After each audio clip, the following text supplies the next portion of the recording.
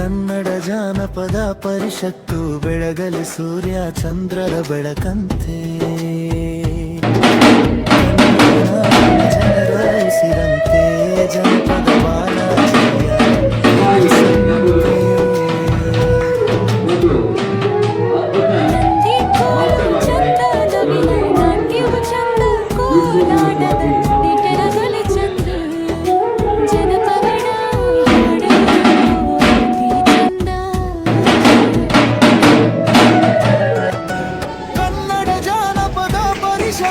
ಬೆಳಗಲಿ ಸೂರ್ಯ ಚಂದ್ರರ ಬೆಳಕಂತೆ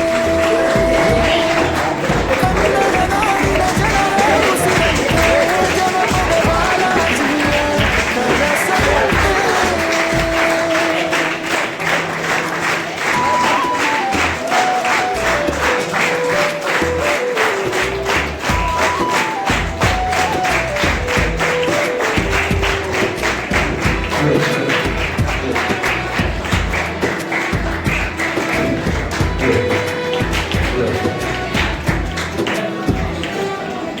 ಮಲ್ಲಿಗೆ ಹೂವಂತೆ ಘಮ ಘಮ ಕನ್ನಡ ಜನಪದ ಪರಿಷತ್ ಬೆಂಗಳೂರು, ಕನ್ನಡ ಜನಪದ ಪರಿಷತ್ ಯಲಹಂಕ, ಯಲಹಂಕ ತಾಲೂಕಾ ಪರಿಷತ್ತು ಬೆಳಗಲಿ ಕನ್ನಡ ಜನಪದ ಪರಿಷತ್ತು ಬೆಳಗಲಿ ಸೂರ್ಯ ಚಂದ್ರರ ಬೆಳಕಂತೆ ಸೂರ್ಯ ಚಂದ್ರರ ಬೆಳಕಂತೆ ಕನ್ನಡ ಜನಪದ ಬಾಲಾಜಿ ಕನಸಂತೆ ಜನಪದ ಬಾಲಾಜಿ ಕನಸಂತೆ. ನಂದಿ ಕೋಲು ಚಂದ ನವಿಲು ನಾಟ್ಯವು ಚಂದ ನಂದಿ ಕೋಲು ಚಂದ ನವಿಲು ನಾಟ್ಯವು ಚಂದ ಕೋಲಾಟದ ಕುಣಿತ ಬಲು ಚಂದ ಕೋಲಾಟದ ಕುಣಿತ ಬಲು ಚಂದ ಜನಪದ ಹಾಡುವ ಗತ್ತು ಬಲಿ ಚಂದ ಹಾಡುವ ಗತ್ತು ಬಲಿ ಚಂದ. ಕನ್ನಡ ಜನಪದ ಪರಿಷತ್ತು ಬೆಳಗಲಿ ಕನ್ನಡ ಜನಪದ ಪರಿಷತ್ತು ಬೆಳಗಲಿ ಸೂರ್ಯ ಚಂದ್ರರ ಬೆಳಕಂತೆ ಮಲ್ಲಿಗೆ ಹೂವಂತೆ ಗಮದೇವ ಪರಿಮಳ ಮಲ್ಲಿಗೆ ಹೂವಂತೆ ಗಮದೇವ ಪರಿಮಳ ಶ್ರೀಗಂಧದಂತೆ ಜೀವನ ಆಗಲಿರುಳು ದುಡಿಯುವ ಜನಪದ ಶ್ರೀಗಾನ ದುಡಿಯುವ ಜನಪದರ ಶ್ರೀಗಾನ. ಕನ್ನಡ ಜನಪದ ಪರಿಷತ್ತು ಬೆಳಗಲಿ ಕನ್ನಡ ಜನಪದ ಪರಿಷತ್ತು ಬೆಳಗಲಿ ಸೂರ್ಯ ಚಂದ್ರರ ಬೆಳಕಂತೆ. ಈ ಪದವು ಉಂಟು ನಾದ ಸ್ವರವು ಈ ಪದವು ಉಂಟು ನಾದ ಸ್ವರವು ನಾಗಿನಿ ನಾಟ್ಯ ಇಲ್ಲುಂಟು ನಾಗಿನಿ ನಾಟ್ಯ ಇಲ್ಲುಂಟು ಜಗದಾಗ ಮೀಲಾದ ಸಂತಸ ಸುಖವುಂಟು ಮೀಲಾದ ಸಂತಸ ಸುಖವುಂಟು. ಕನ್ನಡ ಜನಪದ ಪರಿಷತ್ತು ಬೆಳಗಲಿ ಕನ್ನಡ ಜನಪದ ಪರಿಷತ್ತು ಬೆಳಗಲಿ ಸೂರ್ಯ ಚಂದ್ರರ ಬೆಳಕಂತೆ. ಕೊಡಲಿ ನಾಯಿದೆಯು ಹಲಗೆಯ ನುಡಿಮಿಡಿತ ಕೊಡಲಿ ನಾಯಿದೆಯು ಹಲಗೆಯ ನುಡಿಮಿಡಿತ ಹಾರ್ಮೋನಿಯಮ್ಮಿನ ಸರಿಗಾಮ ಹಾರ್ಮೋನಿಯಮ್ಮಿನ ಸರಿಗಾಮ ನೀಡೈತಿ ಬದುಕಿಗೆ ಸಂತೃಪ್ತಿಯ ನವರತ ಬದುಕಿಗೆ ಸಂತೃಪ್ತಿಯ ನವರತ. ಕನ್ನಡ ಜನಪದ ಪರಿಷತ್ತು ಬೆಳಗಲಿ ಕನ್ನಡ ಜನಪದ ಪರಿಷತ್ತು ಬೆಳಗಲಿ ಸೂರ್ಯ ಚಂದ್ರರ ಬೆಳಕಂತೆ. ಅಮ್ಮ ಹೇಳಿದ ಹಾಡು ಅಪ್ಪ ಹೇಳಿದ ಹಾಡು ಅಮ್ಮ ಹೇಳಿದ ಹಾಡು ಅಪ್ಪ ಹೇಳಿದ ಹಾಡು ಕುಂತಂತ ಸಭಿಕಾರ ಎದೆ ಹಾಡು ಕುಂತಂತ ಸಭಿಕಾರ ಎದೆ ಹಾಡು ಕೈತಟ್ಟಿ ಕೇಕೆ ಹೊಡೆಯುವ ಈ ಹಾಡು ಕೇಕೆ ಹೊಡೆಯುವ ಈ ಹಾಡು.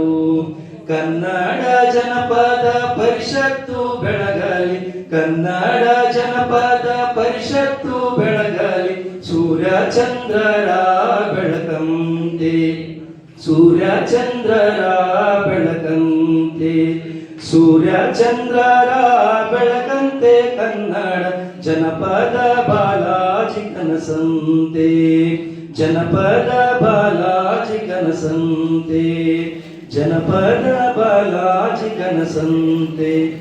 ಪರಿಷತ್ತು ಬೆಂಗಳೂರು, ಕನ್ನಡ ಜಾನಪದ ಪರಿಷತ್ತು ಶಿರಟ್ಟಿ ತಾಲೂಕಿನ ಈ ಘಟಕದ ಉದ್ಘಾಟನೆ ಹಾಗೂ ಪದ ಪ್ರದಾನ, ವಿಶ್ವ ಜಾನಪದ ಹಾಗೂ ಬುಡಕಟ್ಟು ದಿನಾಚರಣೆ ಈ ಒಂದು ಪರಂಪರೆಯ ಕಾರ್ಯಕ್ರಮದ ಉದ್ಘಾಟನೆ ಮಾಡಲಿಕ್ಕೆ ಆಗಮಿಸಿದಂತ ಡಾಕ್ಟರ್ ಜಾನಪದ ಎಸ್ ಬಾಲಾಜಿ, ರಾಜ್ಯಾಧ್ಯಕ್ಷರು ಕನ್ನಡ ಜಾನಪದ ಪರಿಷತ್ ಬೆಂಗಳೂರು ಹಾಗೂ ಭಾರತ ಸರ್ಕಾರದ ICCಯ ಸದಸ್ಯರು ಆಗಿರ್ತಕ್ಕಂಥ ಡಾಕ್ಟರ್ ಜಾನಪದ ಎಸ್ ಬಾಲಾಜಿ ಅವರೇ, ಅಧ್ಯಕ್ಷತೆಯನ್ನು ವಹಿಸಿಕೊಂಡಿರ್ತಕ್ಕಂಥ ನಮ್ಮ ಶಿಕ್ಷಣ ಸಮಿತಿಯ ಗೌರವಾನ್ವಿತ ಚೇರ್ಮನ್ನರು ಆಗಿರ್ತಕ್ಕಂಥ DN ಡವಾಲಿ ಅವರು ಅನುಪಸ್ಥಿತಿಯಲ್ಲಿ ಅವರನ್ನು ಸಹಿತ ನೆನಪಿಸಿಕೊಂಡು ಇವತ್ತಿನ ಪದಪತ್ರ ಸಮರ್ಪಣೆ ಮಾಡಲಿಕ್ಕೆ ಆಗಮಿಸಿದಂಥ ಪ್ರೊಫೆಸರ್ KS ಕೌಸಲಿ ಅವರೇ, ಈ ಸಂದರ್ಭದಲ್ಲಿ ಪದವಿ ಸ್ವೀಕಾರ ಮಾಡತಕ್ಕಂಥ ರಾಜು ಪುಟ್ಟಪ್ಪ ನಾಯ್ಕ್, ಅಧ್ಯಕ್ಷರು ಕನ್ನಡ ಜಾನಪದ ಪರಿಷತ್ ಶಿರಟ್ಟಿ ಅವರೇ, ಮುಖ್ಯ ಅತಿಥಿಗಳು, ಬಹುದಿನಗಳಿಂದ ಅನೇಕ ಕಾರ್ಯಕ್ರಮದಲ್ಲಿ ಭಾಗವಹಿಸಿ ಗದಗ ಜಿಲ್ಲೆಯಾದ್ಯಂತ ಅಷ್ಟೇ ಅಲ್ಲ ನಾಡಿನಾದ್ಯಂತ ಒಬ್ಬ ಜಾನಪದ ಕಲಾವಿದರಾಗಿ ಗುರುತಿಸಿಕೊಂಡಿರ್ತಕ್ಕಂಥ ಆತ್ಮೀಯರಾಗಿರ್ತಕ್ಕಂಥ ಶ್ರೀ ಗವಿಸಿದ್ದಯ್ಯ ಹಳಿಕೆಮಠರವರೇ, ಅಧ್ಯಕ್ಷರು ಗ್ರೇಟರ್ ಬೆಂಗಳೂರು ಪ್ರಾಧಿಕಾರ ಕನ್ನಡ ಜಾನಪದ ಪರಿಷತ್ತಿನ ಅಧ್ಯಕ್ಷರಾಗಿರ್ತಕ್ಕಂಥ ಡಾಕ್ಟರ್ ರಿಯಾಜ್ ಪಾಷಾರ್ ಅವರೇ, ಈ ಸಮಾರಂಭದ ಮಾನ್ಯ ಶ್ರೀ DN ಡವಾಲಿ ಅವರ ಅನುಪಸ್ಥಿತಿಯಲ್ಲಿ ಅಧ್ಯಕ್ಷತೆ ವಹಿಸಿಕೊಂಡಿರ್ತಕ್ಕಂಥ SY ಪಾಟೀಲ್ ಅವರೇ, ಮುಖ್ಯ ಅತಿಥಿಗಳಾಗಿ ಆಗಮಿಸಿದಂಥ ಸಂಸ್ಥೆಯ ಗೌರವ ಕಾರ್ಯದರ್ಶಿಗಳಾಗಿರ್ತಕ್ಕಂಥ ಮಾನ್ಯ ಶ್ರೀ NR ಕುಲಕರ್ಣಿ ಅವರೇ, ಕಾಲೇಜಿನ ಪ್ರಾಚಾರ್ಯರಾಗಿರ್ತಕ್ಕಂಥ ಆತ್ಮೀಯರಾಗಿರ್ತಕ್ಕಂಥ ಪ್ರೊಫೆಸರ್ MC ಭಜಂತ್ರಿ ಅವರೇ,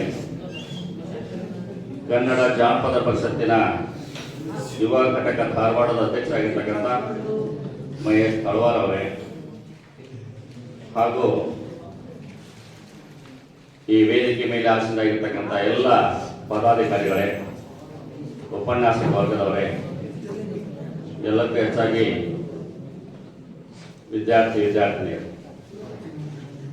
ವಿದ್ಯಾರ್ಥಿಗಳೇ, ಇವತ್ತು ಈ ಕಾಲೇಜಿನೊಳಗ ಜಾನಪದ ಪರಿಷತ್ತನ್ನು ಜಿಲ್ಲಾ ಘಟಕ ITIಯಿಂದ ಉದ್ಘಾಟನೆ ಮಾಡ್ತಾ ಇದ್ದಾರೆ. ಇಷ್ಟೇ ಶಾಲಾ ಕಾಲೇಜುಗಳಲ್ಲಿ ಯಾಕೆ ಇದನ್ನು ಮಾಡಬೇಕು ಅಂತಂದ್ರೆ, ಜನಪದ ನಮ್ಮ ಬಾಳಿನ ಅನೇಕ ಸತ್ಯದ ಕಥೆಗಳನ್ನು ಹೇಳ್ತಕ್ಕಂಥ ಪರಂಪರೆಯನ್ನು ಹೊಂದಿದೆ. ಇವತ್ತು ನಾವು ಜಾನಪದ ನಮ್ಮ ಸಂಸ್ಕೃತಿಯ ಬೇರದು, ಜನವಾಣಿಯ ಬೇರು ಕವಿವಾಣಿಯ ಹೂ ಅಂತ ಹೇಳ್ತಾರಲ್ಲ ಹಾಗೆ ನಮ್ಮ ಸಂಸ್ಕೃತಿಯ ಬೇರು ಸತ್ಯದ ಪಳವಳಿಕೆ, ಜೊತೆಗೆ ಅಂದಿನ ಸತ್ಯದ ಕಥೆಯನ್ನು ಹೇಳ್ತಕ್ಕಂಥ ಒಂದು ಅದ್ಭುತವಾಗಿರ್ತಕ್ಕಂಥ ಕಥಾನಕವನ್ನು ಹೊಂದಿರತಕ್ಕಂಥ ಪರಂಪರೆಯನ್ನು ಹೊಂದಿರತಕ್ಕಂಥ ವಿಷಯ ಅಂತ ತಿಳ್ಕೊಂಡು ನಾವು ಹೇಳ್ಬೋದು. ಇಂಥ ಜಾನಪದ ಅನೇಕ ರೀತಿಯೊಳಗ ಇವತ್ತು ನಾಡಿನಾದ್ಯಂತ ಅದನ್ನು ಪ್ರಚಾರ ಮಾಡಬೇಕು, ಬೆಳೆಸಬೇಕು. ನಮ್ಮ ವಿದ್ಯಾರ್ಥಿಗಳಿಗೆ ಅದರ ಬಗ್ಗೆ ಒಂದಿಷ್ಟು ನಾಲೆಜನ್ನು ಕೊಡಬೇಕು ಅನ್ನತಕ್ಕಂಥ ಮುಖ್ಯವಾಗಿರ್ತಕ್ಕಂಥ ಧ್ಯೇಯವನ್ನು ಹೊತ್ಕೊಂಡು ಡಾಕ್ಟರ್ ಜಾನ್ಪದ್ ಎಸ್ ಬಾಲಾಜಿ ಅವರು ಬಹಳಷ್ಟು ಅವಿರತವಾಗಿರ್ತಕ್ಕಂಥ ಪ್ರಯತ್ನವನ್ನು ಮಾಡ್ತಾ ಇದ್ದಾರೆ. ನಾನು ಸುಮ್ಮನೆ ಹಾಗೆ ನೋಡ್ತಿರ್ತೇನೆ ವಾಟ್ಸಪ್ನೊಳಗೆ ಅವ್ರ ಕಾರ್ಯಕ್ರಮಗಳನ್ನು. ಅದ್ಭುತವಾಗಿರ್ತಕ್ಕಂಥ ಕಾರ್ಯಕ್ರಮವನ್ನು ಮಾಡ್ತಾರೆ. ಜೊತೆಗೆ ಒಂದು ತಿಂಗಳೊಳಗೆ ನಾನು ತಿಳ್ಕೊಂಡಂತೆ ಒಂದು ದಿನನೂ ಕೂಡ ಬೆಂಗಳೂರೊಳಗೆ ಇರಲ್ಲ. ನಿನ್ನೆ ಒಂದು ಕಡೆ ಇದ್ದಾರೆ, ಮೊನ್ನೆ ಬಾಗಲಕೋಟೆ ಒಳಗಿದ್ರೆ, ನಿನ್ನೆ ಧಾರವಾಡ ಜಿಲ್ಲೆ ಒಳಗಿದ್ರು, ಇವತ್ತು ಗದಗ ಜಿಲ್ಲೆ ಒಳಗಿದ್ದಾರೆ, ಮತ್ತು ನಾಳೆ ಇನ್ನೊಂದು ಯಾವುದೋ ಜಿಲ್ಲೆ ಒಳಗೆ ಅವರು ಕಾರ್ಯಕ್ರಮದಲ್ಲಿ ಭಾಗವಹಿಸ್ತಾ ಇದ್ದಾರೆ.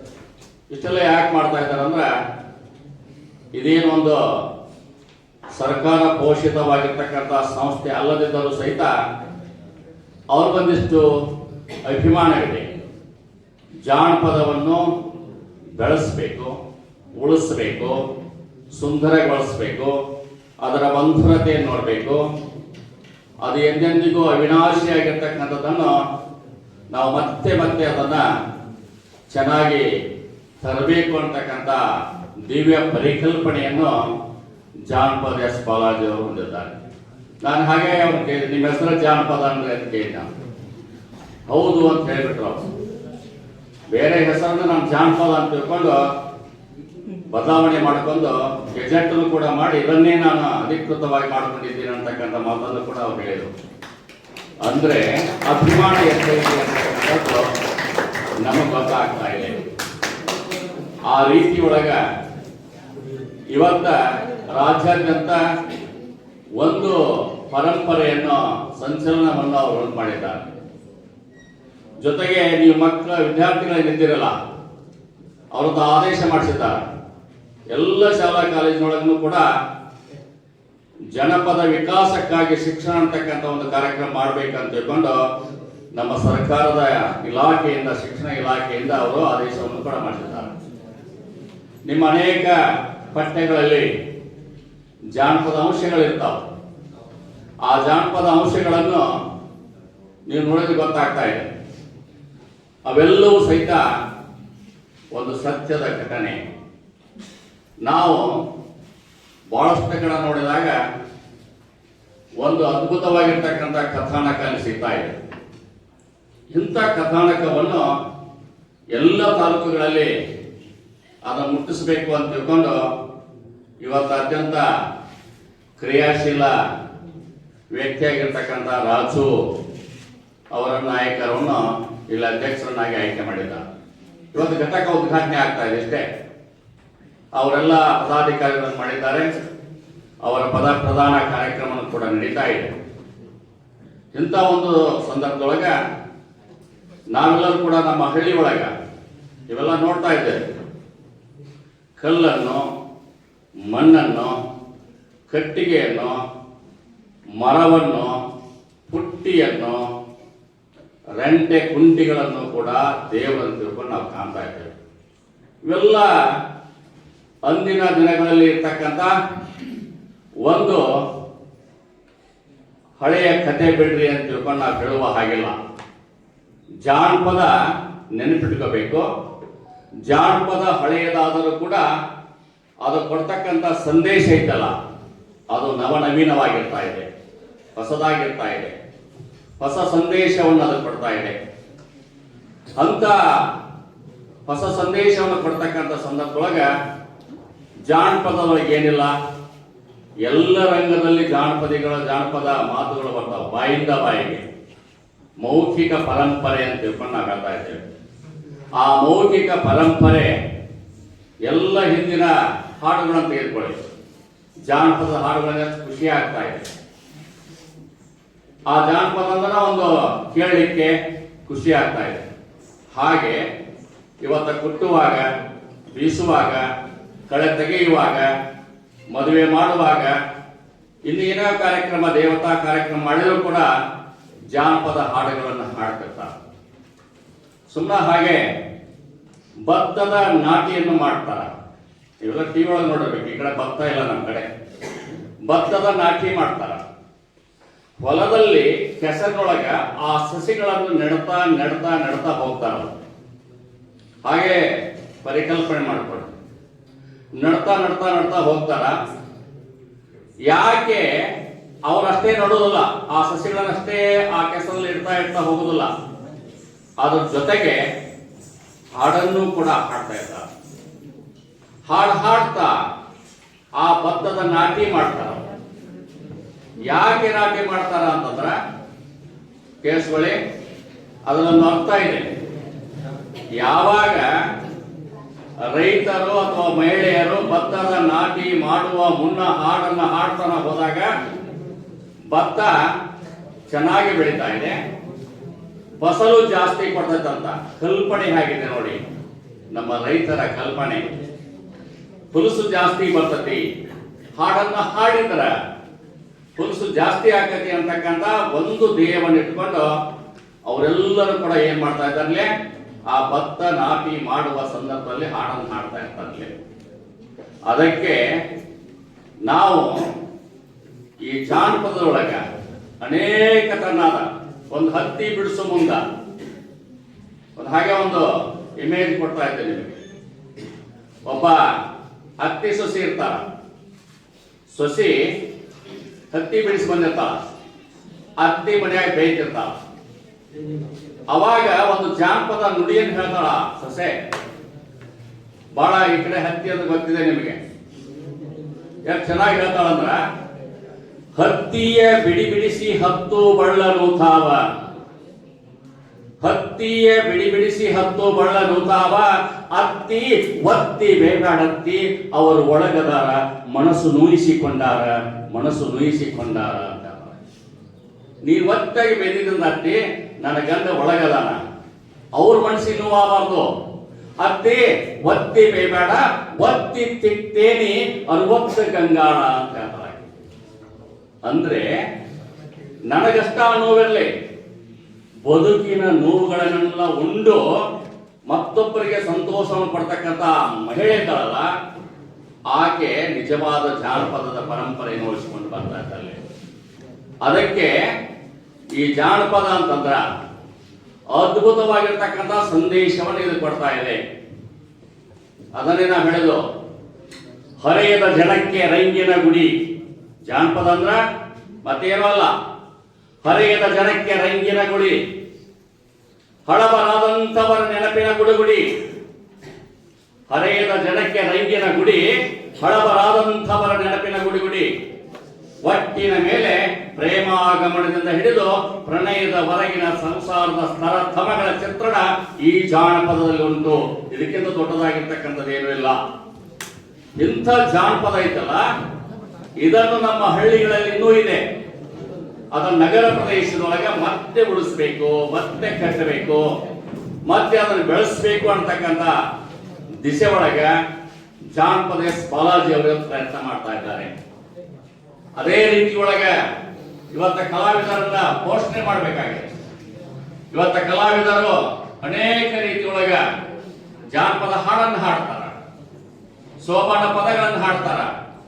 ಇವೆಲ್ಲವೂ ಕೂಡ ಮತ್ತೆ ಮರುಕಳಿಸೋದು, ಅದು ಹಾಗೆ ನಶಿಸಿ ಹೋಗಬಾರ್ದು ಅಂತ ತಿಳ್ಕೊಂಡು ಮತ್ತೆ ಮರುಕಳಿಸಬೇಕು ಅಂತ ತಿಳ್ಕೊಂಡು ಇವತ್ತು ಅವರು ಆಲೋಚನೆ ಮಾಡ್ತಾ ಇದ್ದಾರೆ. ಹಿಂದಿನ ಹಾಡುಗಳು ಇವತ್ತು ಸಿಗ್ತಾ ಇಲ್ಲ, ಇವತ್ತು ಹಾಡುಗಳೇ ಬೇರೆ ಆಗಿವೆ. ನೀವೆಲ್ಲ ವಿದ್ಯಾರ್ಥಿಗಳು ಜಾನಪದ ಹಾಡನ್ನು ಬಹಳಷ್ಟು ಹೇಳೋದಿಲ್ಲ, ಸಿನಿಮಾ ಹಾಡುಗಳನ್ನು ಹಾಡ್ತೀರಿ. ಜಾನಪದದಲ್ಲಿ ಇರ್ತಕ್ಕಂಥ ಸತ್ವಯುತವಾಗಿರ್ತಕ್ಕಂಥ ಅರ್ಥ ಇವತ್ತು ಸಿನಿಮಾ ಹಾಡುಗಳಲ್ಲಿ ಸಿಗುವುದಿಲ್ಲ. ಏನಾದ್ರೂ ಅರ್ಥ ನಮ್ಗೆ ಗೊತ್ತಾಗಬೇಕಾಗಿತ್ತು ಅಂತಂದ್ರ, ಅದನ್ನ ನಾವು ಚೆನ್ನಾಗಿ ತಿಳ್ಕೋಬೇಕಾಗಿತ್ತು ಅಂತಂದ್ರ ಜಾನಪದಕ್ಕೆ ಹೋಗ್ಬೇಕಾಗ್ತಾ ಇದೆ. ಜಾನಪದ ನಮಗೆಲ್ಲವನ್ನು ಕೂಡ ಸಂತೋಷವನ್ನು, ಆನಂದವನ್ನು, ನೆಮ್ಮದಿಯನ್ನು ಎಲ್ಲವನ್ನು ಕೊಡ್ತಾ ಇದೆ. ಅದಕ್ಕೆ ಇವತ್ತು ಬೀಸುವಾಗ ಬೀಸು ಕಲ್ಲಿನ ಪದಗಳನ್ನು ಹಾಡ್ತಿದ್ರು.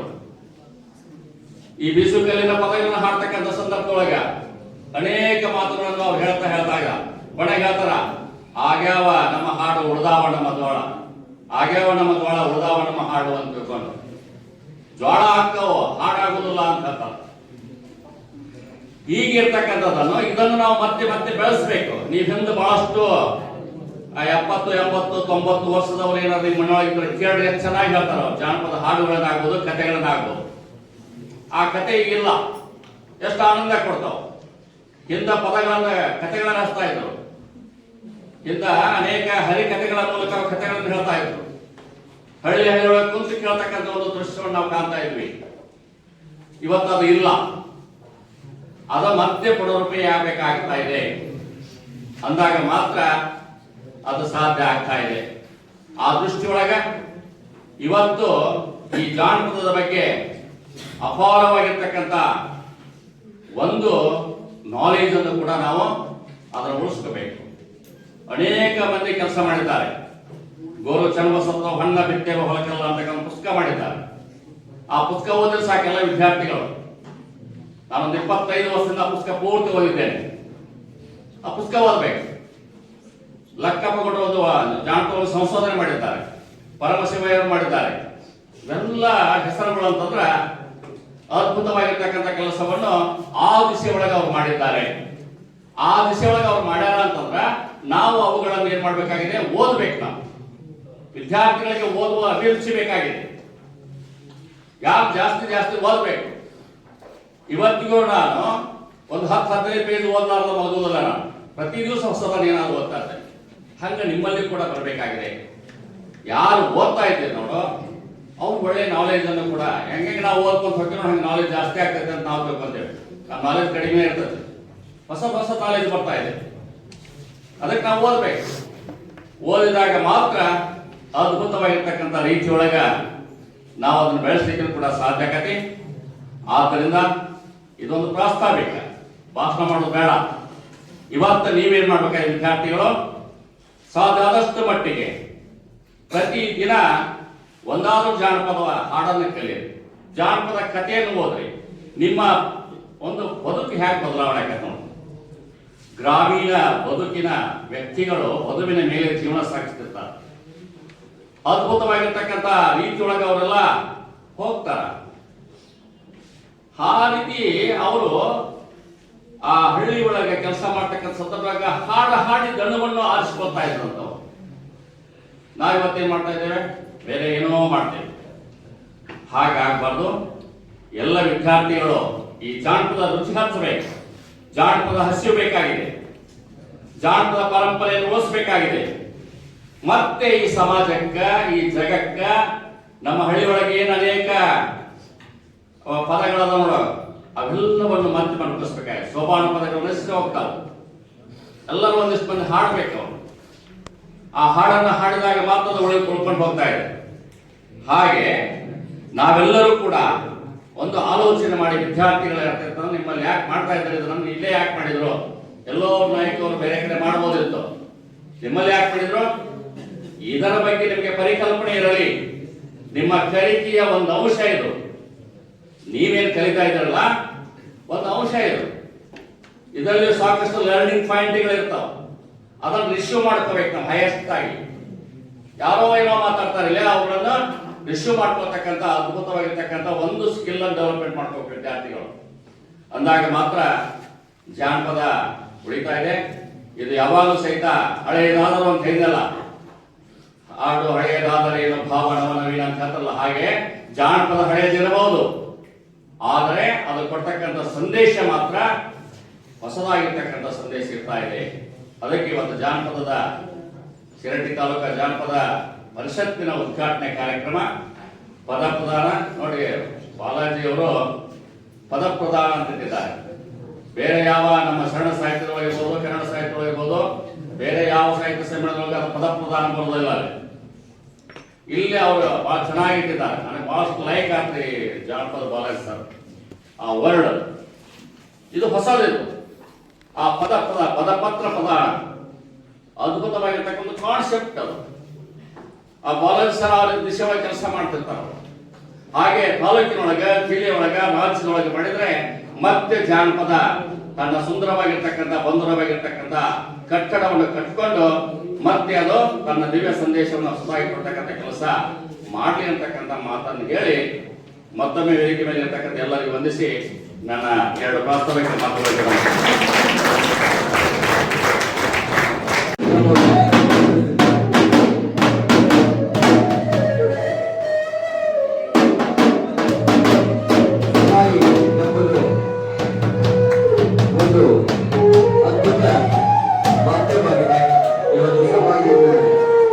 ನುಡಿಸುವುದರೊಳಗಾಗಿ ನಾವು ಮುಗಿಸಿದ್ದೇವೆ.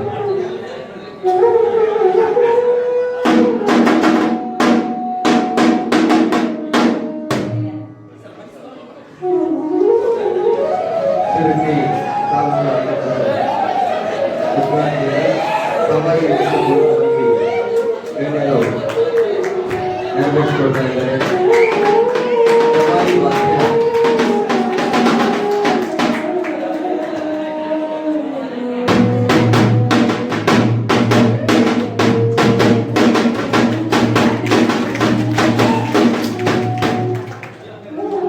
ಸಭಾಗಿ ವಾಕ್ಯ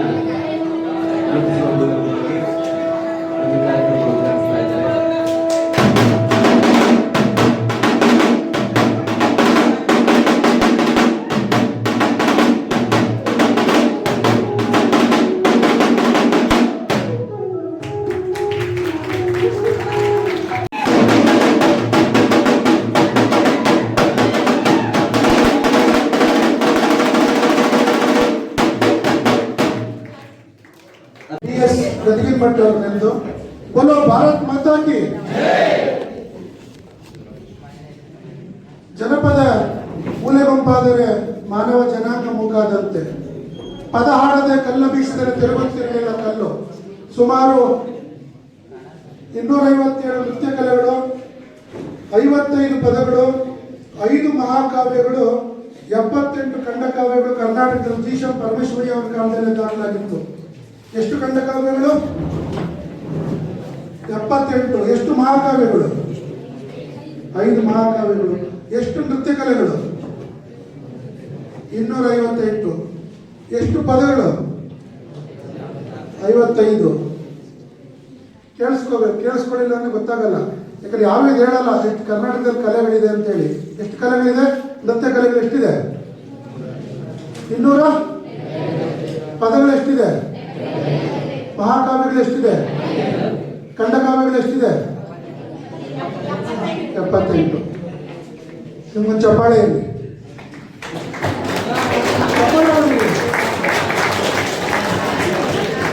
ನೋಡಿ, ಜಾನಪದ ಕೇವಲ ಒಂದು ಧರ್ಮಕ್ಕೆ ಸೀಮಿತವಾಗಿಲ್ಲ. ಕೇವಲ ಹಿಂದೂ ಧರ್ಮದಲ್ಲಿ ಅಷ್ಟೇ ಜಾನಪದ ಇಲ್ಲ. ಮುಸ್ಲಿಂ ಜಾನಪದ ಸಾಹಿತ್ಯ ಇದೆ, ಕ್ರೈಸ್ತ ಜಾನಪದ ಸಾಹಿತ್ಯ ಇದೆ, ಪಾರ್ಸಿ ಜಾನಪದ ಸಾಹಿತ್ಯ ಇದೆ, ಸಿಖ್ಖರ ಜಾನಪದ ಸಾಹಿತ್ಯ ಇದೆ, ಹಾಗೂ ವಿಶ್ವದ ಎಲ್ಲ ದೇಶಗಳಲ್ಲೂ ಜಾನಪದ ಇದೆ. ಎಲ್ಲ ದೇಶಗಳಲ್ಲಿ ಜಾನಪದ ಇದೆ. ನಮ್ಮ ಜಾನಪದ ಅಂತ ನಾವೇನು ಕರೆದ್ರೆ ಅವ್ರು ಫೋಕ್ಲೋರ್ ಅಂತ ಕರೀತಾರೆ. ಏನು ಕರೀತಾರೆ ಅವರು? ಫೋಕ್ ಮತ್ತೆ ಫೋಕ್ಲೋರ್. ಜನಪದ ಅಂದ್ರೆ ಫೋಕ್, ಜನಪದ ಅಂದ್ರೆ ಫೋಕ್ಲೋರ್ ಅಂದ್ರೆ ಏನು? ಜಾನಪದ. ಫೋಕ್ಲೋರ್ ಅಂದ್ರೆ ಇಷ್ಟು ತಿಳ್ಕೊಂಡ್ರೆ ಸಾಕು. ಜನಪದ ಅಂದ್ರೆ ಫೋಕ್, ಫೋಕ್ಲೋರ್ ಅಂದ್ರೆ ಜಾನಪದದಲ್ಲಿ ಎಲ್ಲವೂ ಇರ್ತದೆ, ಜನಪದದಲ್ಲಿ ಒಂದು ಮಾತ್ರ ಇರ್ತದೆ. ಆಮೇಲೆ ಎಲ್ಲದಕ್ಕಿಂತ ಮುಖ್ಯ, ಇಡೀ ವಿಶ್ವದಲ್ಲಿ ಜರ್ಮನ್ ದೇಶದಲ್ಲಿ ಮೊದಲು ಜಾನಪದದ ಬಗ್ಗೆ ಒಂದು ಅವೇರ್ನೆಸ್ ಹುಟ್ಟಿದ್ದು, ಮತ್ತೆ ಫೋಕ್ಲೋರ್ ಅನ್ನೋ ಪದನ ಅಲ್ಲೇ ನಮ್ಗೆ ಪ್ರಾರಂಭವಾಗಿದ್ದು. ಯಾವ ದೇಶ?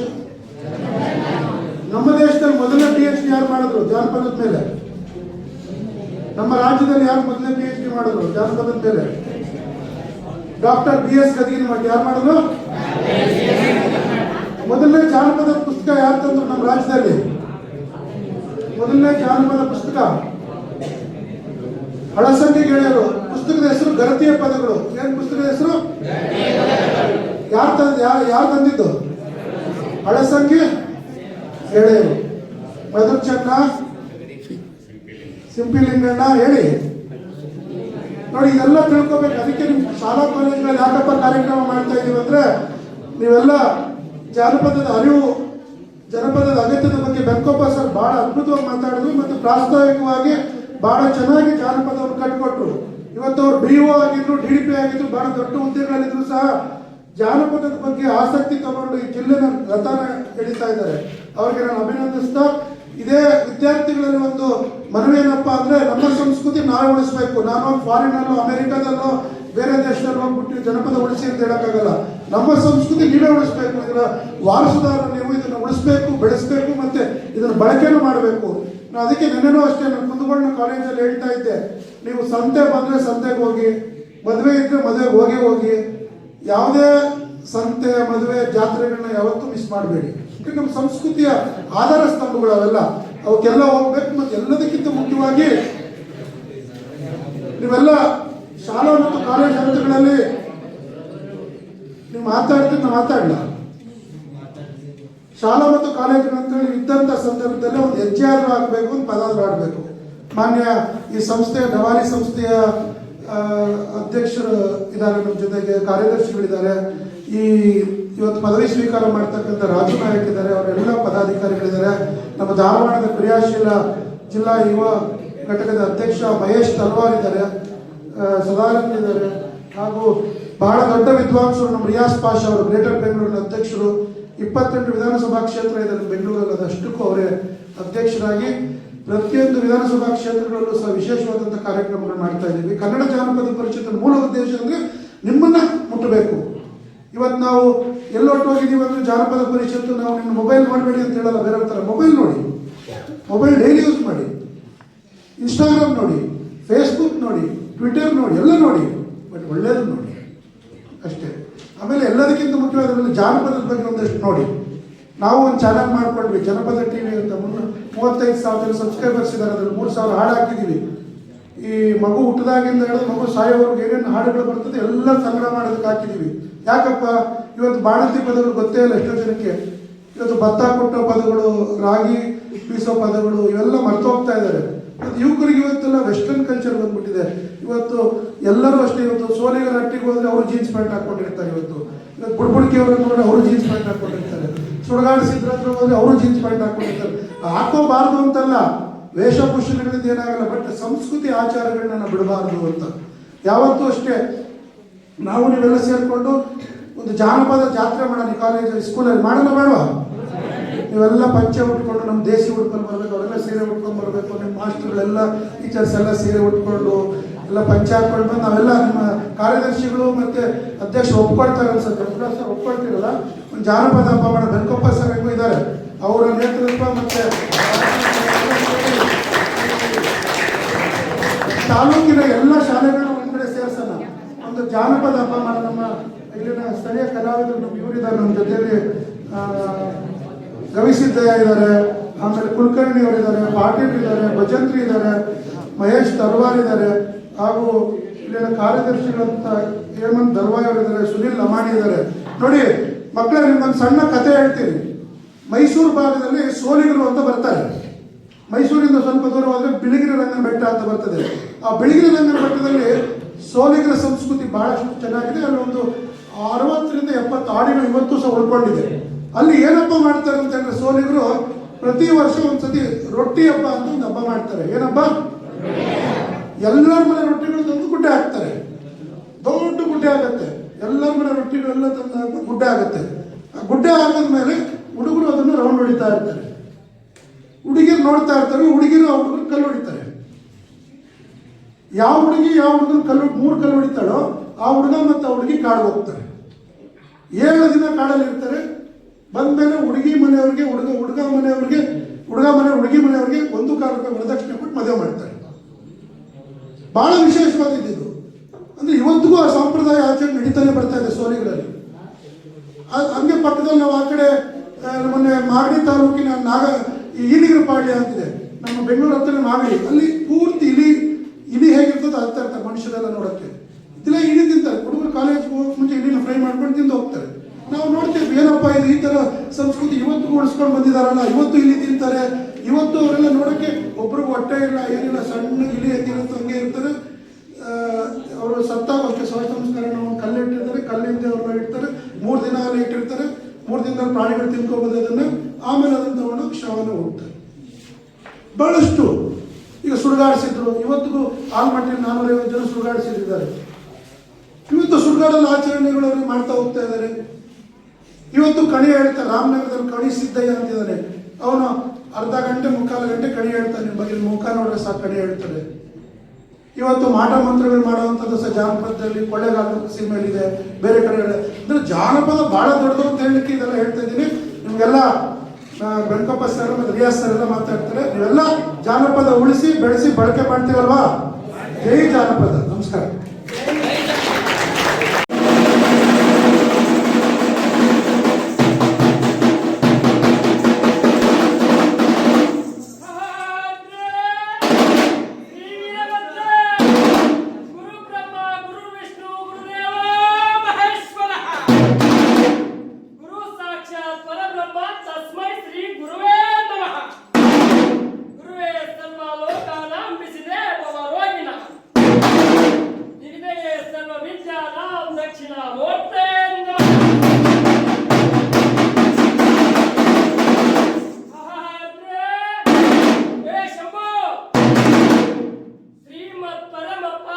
ಚರಿತ್ರ ಜಾನತರ ಸರ್ವಹಾನಾಗ ಮೊದಲ ಮಾತದ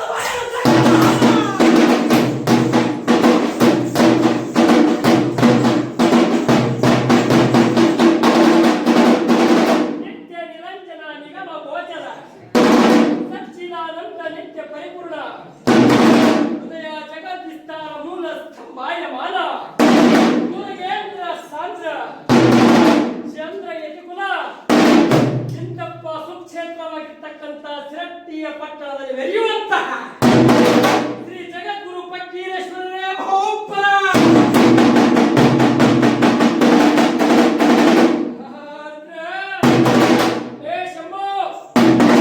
ಬೆಳಗಿನ ಜಾವದಲ್ಲಿ ಕೋಳೆ ಕೂಗುವುದು ತನ್ನ ವೇಳೆಗಾಗಿ, ಮಧ್ಯಾಹ್ನ ಟೈಮಲ್ಲಿ ಕತ್ತೆ ಒದರುವುದು ತನ್ನ ಸಮಯಕ್ಕಾಗಿ.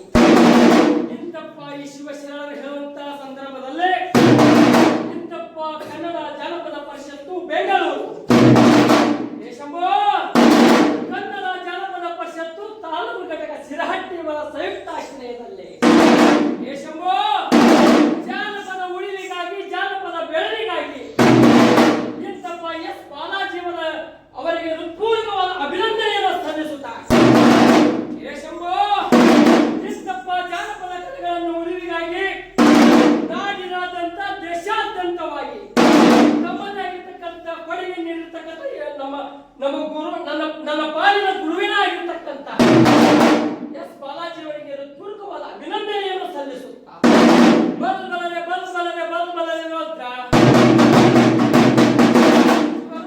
ರುದ್ರ ಶಿವರುದ್ರ ಗಣರುದ್ರ ಪುತ್ರ ಶ್ರೀ ವೀರಭದ್ರ ಶಂಭೋ ಇಂದಿನ ದಿವಸ ಈ ಸಭಾಂಗಣದಲ್ಲಿ ಭಾರತಿ ಹೇಗೆ ಹುಟ್ಟಿತು ಎಂಬುದನ್ನು ವಿವರವಾಗಿ ಹೇಳುವೆನು. ಸದ್ಭಕ್ತ ಶಿವಶರಣರು ಒಂದೇ ಮಾನಸ ಚಿತ್ತರಾಗಿ ಕೇಳಿ.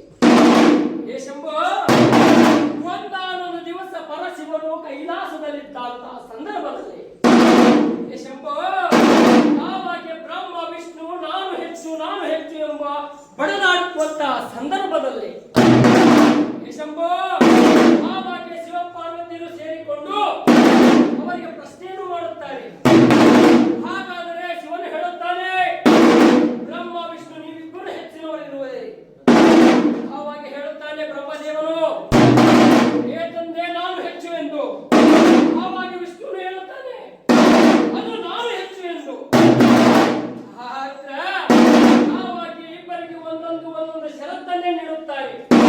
ಅದು ಎಂತೆಂದರೆ ಶಂಭೋ ಆವಾಗ ಶಿವನು ಹೇಳುತ್ತಾನೆ, ವಿಷ್ಣು ಇತ್ತ ಬಾ ಎಂದು.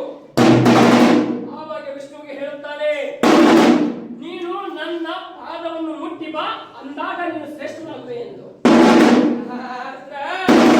ಆವಾಗ ಬ್ರಹ್ಮನ ದೇವನು ಅವನನ್ನು ಕರೆಯಿಸಿ, ನೀನು ನನ್ನ ಮಸ್ತಕವನ್ನು ಮುಟ್ಟಿ ಬಾ ಎಂದು ಹೇಳುತ್ತಾನೆ. ಆವಾಗ ವಿಷ್ಣು ಅವನ ವಾಹನವಾಗಿರ್ತಕ್ಕಂತಹ ಶಂಭೋ ನವಿಲನ್ನು ಹತ್ತಿ ಓಡಾಡುತ್ತಿರುವನು. ಬ್ರಹ್ಮದೇವನು ನನ್ನ ವಾಹನವಾಗಿರ್ತಕ್ಕಂತಹ ವರಹವನ್ನು ಹತ್ತಿ ಹೋಗುತ್ತಾನೆ. ಶಂಭೋ ಆವಾಗ ಇಬ್ಬರು ಹತ್ತಿ ಹೋಗುತ್ತಾರೆ. ಬ್ರಹ್ಮನು ಮಸ್ತಕವನ್ನು ಮುಟ್ಟಬೇಕೆಂಬ ಹಂಬಲ, ವಿಷ್ಣುವಿಗೆ ಶಿವನ ಪಾದವನ್ನು ಮುಟ್ಟುವ ಹಂಬಲ. ವಿಷ್ಣು ದೇವರು ಪಾತಾಳಕ್ಕೆ ಹೋಗುತ್ತಾನೆ, ಆದರೆ ಶಿವನ ಪಾದವು ಸಿಗಲಿಲ್ಲ. ಅವನ ಮೊಣಕಾಲು ಸಿಗುತ್ತದೆ. ಆ ಮೊಣಕಾಲನ್ನು ನೋಡುತ್ತಾನೆ. ಅಂದಿನ ಕ್ಷಣದಲ್ಲೇ ಇಂತಪ್ಪ ಊರಿನಲ್ಲಿರ್ತಕ್ಕಂಥ ಹಿರೇಮಠದಲ್ಲಿರ್ತಕ್ಕಂತಹ ಜಂಗಮರು ಉತ್ಪತ್ತಿಯಾಗುತ್ತಾರೆ. ಶಂಭೋ ಆ ಜಂಗಮನಿಗೆ ಜಂಗನ್ನು ಕಟ್ಟಿದರು ದೇವ. ಶಂಭೋ ಮುಂದೆ ವಿಷ್ಣು ಪರಮಾತ್ಮನು ನನ್ನ ಶಿವನೊಂದಿಗೆ ಹೇಳುತ್ತಾನೆ, ತಂದೆ ನಿನ್ನ ಪಾದ ನನಗೆ ಸಿಗಲಿಲ್ಲ, ನಿನ್ನ ಮೊಣಕಾಲು ಸಿಕ್ಕಿದೆ ಎಂದು. ಬಲೆ ಎಂದು ಹೇಳುತ್ತಾರೆ. ಆವಾಗ ಬ್ರಹ್ಮನಿಗೆ ಅಹಂಕಾರ ಹೆಚ್ಚಾಗಿರುವುದರಿಂದ 3 ಸುಳ್ಳು ಸಾಕ್ಷಿಗಳನ್ನೇ ನಿರ್ಮಾಣ ಮಾಡಿದರು ದೇವ. ಅದು ಏಕೆಂದರೆ ಒಂದನೆಯ ಸಾಕ್ಷಿ ಶಂಭೋ ಏತಿಕ ಮಹಾರಾಜನಿಗೆ ಹೇಳುತ್ತಾನೆ, ಪರಶಿವನಿಗೆ ಸುಳ್ಳು ಹೇಳಬೇಕು ಎಂದು ಹೇಳುತ್ತಾನೆ. ಆಯ್ತು ಪ್ರಭು ಎಂದು ಹೇಳ ಕ್ಷಣವೇ ಮತ್ತೆ ಮುಂದಕ್ಕೆ ಪ್ರತ್ಯಕ್ಷಳಾಗುತ್ತಾಳೆ. ಆ ಗೋಮಾತೆಯನ್ನು ಕೇಳುತ್ತಾನೆ, ಹೇ ಗೋಮಾತೆ, ನನಗೆ ಸುಳ್ಳು ಸಾಕ್ಷಿಯನ್ನು ಪರಶುವನಿಗೆ ಹೇಳಬೇಕೆಂದು. ಆದ್ರ ಆವಾಗ ಆಯ್ತು ಎಂದು ಹೇಳುತ್ತಾನೆ. ಮುಂದೆ ಮುಂದೆ ಹೋಗುತ್ತಾ ಹೋಗುತ್ತಾನೆ, ಸರ್ಪವೊಂದು ಬರುತ್ತದೆ. ಶಂಭೋ, ಆವಾಗ ನಾಗಮಣಿ, ನೀನು ನನಗೆ ಸುಳ್ಳು ಸಾಕ್ಷಿಯನ್ನು ಹೇಳುವೆ ಅಂದಾಕ್ಷಣವೇ ನಾನು ಸುಳ್ಳು ಸಾಕ್ಷಿಯನ್ನು ಹೇಳುತ್ತೇನೆ ಅನ್ನುತ್ತದೆ ಹೇಳುತ್ತಾರೆ. ಹೇ ಶಂಭೋ, ಆವಾಗ ಕೇತಕ ಮಹಾರಾಜನು ಹೇಳುತ್ತಾನೆ, ಇವನು 100 ಜನಗಳನ್ನ ಶಿವಲೋಕದಿಂದ ಪರಲೋಕಕ್ಕೆ, ಪರಲೋಕದಿಂದ ಶಿವಲೋಕಕ್ಕೆ ಕರೆದುಕೊಂಡು ಬಂದಂತಹ ಬ್ರಹ್ಮದೇವರು ನಾನು ಸಾಕ್ಷಿಗಳನ್ನು ತಂದಿರುವೆನೆ ಎಂದು ಶಿವನಿಗೆ ಹೇಳುತ್ತಾನೆ. ಆವಾಗ ಕೇತಕ ಮಹಾರಾಜ ಹೇಳುತ್ತಾನೆ, ಇವನು ಸುಳ್ಳು ಹೇಳಿ ನನ್ನನ್ನು ಈ ಕೈಲಾಸಕ್ಕೆ ಕರೆದುಕೊಂಡು ಬಂದಿದ್ದಾನೆ ಎಂದು. ಅವನ ಮೋಕ್ಷಕ್ಕಾಗಿ ಪರಶಿವನ ಭೂಮಂಡಲಕ್ಕೆ ಅವನನ್ನು ಅಪ್ಪಳಿಸಿದಾಗ, ಹೇ ಶಂಭೋ, ಆವಾಗ ಹಳ್ಳದಲ್ಲಿ ಕೇದಿಗೆ ವೃಕ್ಷವಾಯಿತು ದೇವ. ಆ ಕೇದಿಗೆ ವೃಕ್ಷವನ್ನು ತೆಗೆದುಕೊಂಡು ಅವರ ನ್ಯಾಲಿಗೆಯನ್ನು ಸೀಳಿ ಇಂತಪ್ಪ ಎಲ್ಲ ಮಹಿಳೆಯರು ಅದನ್ನು ತೆಗೆದುಕೊಂಡು ತೆಲಗೆಯನ್ನು ಮುಡಿಸುವರು, ಎಲ್ಲಪ್ಪ ದೇವರಿಗೆ ಅರ್ಪಿಸುವರು. ಅಂದಿನಿಂದ ಇಂದಿನವರೆಗೂ ಹಳ್ಳದ ದಂಡೆಯ ಮೇಲೆ ಕೇದ ವೃಕ್ಷವಾಯಿತು ದೇವ. ಕೇದಿಗೆ ಎಂಬುದು ಅತ್ಯುತ್ತಮವಾದ ಜಾನಪದ ಒಂದು ವಸ್ತುಗಳಲ್ಲಿ ಅದು ಒಂದು. ಮುಂದೆ ಗೋಮಾತೆಯು ಪ್ರತ್ಯಕ್ಷಳಾದಳು. ಆವಾಗ ಗೋಮಾತೆಗೆ ಶಿವನು ಕೇಳುತ್ತಾರೆ, ಇವನು ಸುಳ್ಳು ಹೇಳಿ ಕರೆದುಕೊಂಡು ಬಂದಿದ್ದಾನೆ ಎಂದು ಕೇಳಲು, ಆವಾಗ ಬಾಯಿಯಿಂದ ಆ ಕಡೆ ಹೇಳುತ್ತದೆ, ಇವನು ಇಲ್ಲ ಸುಳ್ಳು ಹೇಳಿಲ್ಲ ಎಂದು. ಬಾಯಿಯಿಂದ ಸುಳ್ಳು ಹೇಳಿದಾದರೂ ನನ್ನ ಬಾಲದಿಂದ ಇವ ಸುಳ್ಳು ಹೇಳಿಲ್ಲ ಎಂದು ಹೇಳುತ್ತದೆ. ಹೇ ಶಂಭೋ, ಇಂತಪ್ಪ ಬ್ರಹ್ಮದೇವರು ಸುಳ್ಳು ಹೇಳಿದ್ದಾನೆ ಎಂಬ ಅಪಾಚಾರವನ್ನು ತಿಳಿದುಕೊಂಡಿರ್ತಕ್ಕಂಥ ಎಂತಪ್ಪ ಗೋಮಾತೆಯು ಬಾಯಿಂದ ಸುಳ್ಳು ಹೇಳಿ ನನ್ನ ಬಾಲದಿಂದ ಸುಳ್ಳು ಹೇಳಿದ್ದಾನೆ ಎಂಬುದು ಸಾಂಕೇತಿಕವಾಗಿ. ಆವಾಗ ಶಿವ ಪರಮಾತ್ಮನು ಹೇಳುತ್ತಾನೆ, ಇಂತಪ್ಪ ನಿನ್ನನ್ನು ಎಂದಿಗೂ ಮನ್ನಿಸುವುದಿಲ್ಲ ಎಂದು ಹೇಳಿ ನಿನ್ನ ಬಾಯಿ ಸೇರಿ ಹೋಗಲಿ ಎಂದು ಹೇಳುತ್ತಾನೆ. ಆ ರೀತಿಯಾಗಿ ಅದರ ಬಾಯಿ ಸೇರಿ ಹೋಯಿತು ದೇವ. ನೀನು ಭೂಲೋಕದಲ್ಲಿ ನಿನ್ನ ಅಗ್ರಸ್ಥಾನವಾಗಿರ್ತಕ್ಕಂಥ ಪೂಜೆ ಆಗುವುದೆಂದರೆ ಅದು ಹಿಂದಿನ ಮಾನ ಶ್ರೇಷ್ಠವಾಗಿರುವುದರಿಂದ ಸತ್ಯವನ್ನು ನುಡಿಯಿತು. ಅದಕ್ಕೋಸ್ಕರವಾಗಿ ನಿನ್ನ ಕಚ್ಚೆ ಪೂಜೆಯಾಗಲಿ ಭೂಲೋಕದಲ್ಲಿ ಎಂದು ಹೇಳುತ್ತದೆ ದೇವ. ಹೇ ಶಂಭೋ, ನಾಗದೇವತೆಯು ಇಂತಪ್ಪ ಸುಳ್ಳು ಹೇಳಿದ್ದಾರಲ್ಲ, ಶಿವನಿಗೆ ತಪ್ಪಾಯಿತು ತಂದೆ, ನನ್ನನ್ನು ತಪ್ಪಾಯಿತು, ನನ್ನನ್ನು ಯಾವುದೇ ಒಂದು ಭೂಲೋಕದಲ್ಲಿ ಪವಿತ್ರವಾದ ಸ್ಥಾನವನ್ನು ಅವನು ಪಾಲಿಸಬೇಕೆಂದು ಹೇಳುತ್ತಾನೆ. ಆವಾಗಿಯೇ ಆ ನಾಗದೇವತೆಯನ್ನು ಭುಜಗಳನ್ನೇ ತೆಗೆದು ಏಳು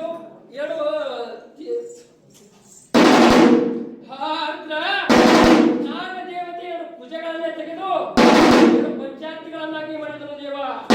ನಾಗದೇವತೆಯ ನೆಲಗಳನ್ನ ತೆಗೆದು 7 ಬತ್ತಿಗಳನ್ನಾಗಿ ಮಾಡಿದನು ದೇವ. ನಾಗದೇವತೆಯ ರಕ್ತವನ್ನು ತೆಗೆದು ತೈಲವನ್ನಾಗಿ ಮಾಡಿದನು ದೇವ.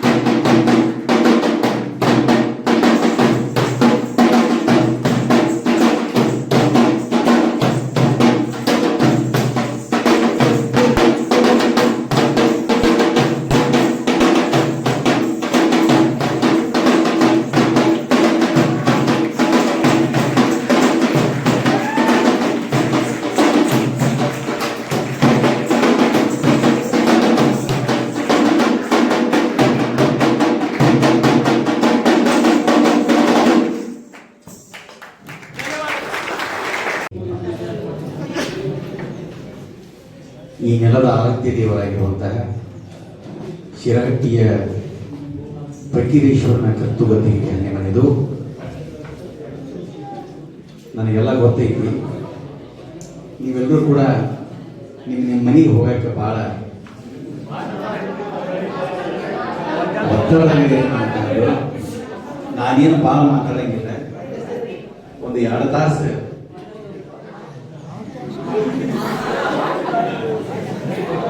ಒಂದು 5 ನಿಮಿಷ ಮಾತ್ರ ನಾನು ಮಾತಾಡ್ತೇನೆ.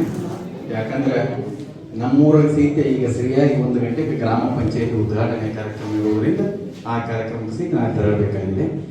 ನಾವು ಭಾಳ ಖುಷಿ ಆಯಿತು. ಏನು ಅಂತ ಕೇಳಿದರೆ, ದೇಶದ ಸಂಸ್ಕೃತಿಗೆ ಬೇಕು ಆಚಾರ, ಮುದ್ದು ಮಕ್ಕಳಿಗೆ ಬೇಕು ಮಮಕಾರ, ವಿದ್ಯಾರ್ಥಿಗಳಿಗೆ ಬೇಕು ಸಂಸ್ಕಾರ, ಈ ಕಾರ್ಯಕ್ರಮಕ್ಕೆ ಬೇಕು ತಮ್ಮೆಲ್ಲರ ಸಹಕಾರ. ತಮ್ಮೆಲ್ಲರಿಗೂ ನಿಮ್ಮ ಪ್ರೀತಿಯ ಗವಿಸಿದ್ದಯ್ಯ ಮಾಡುವ ನಮಸ್ಕಾರ.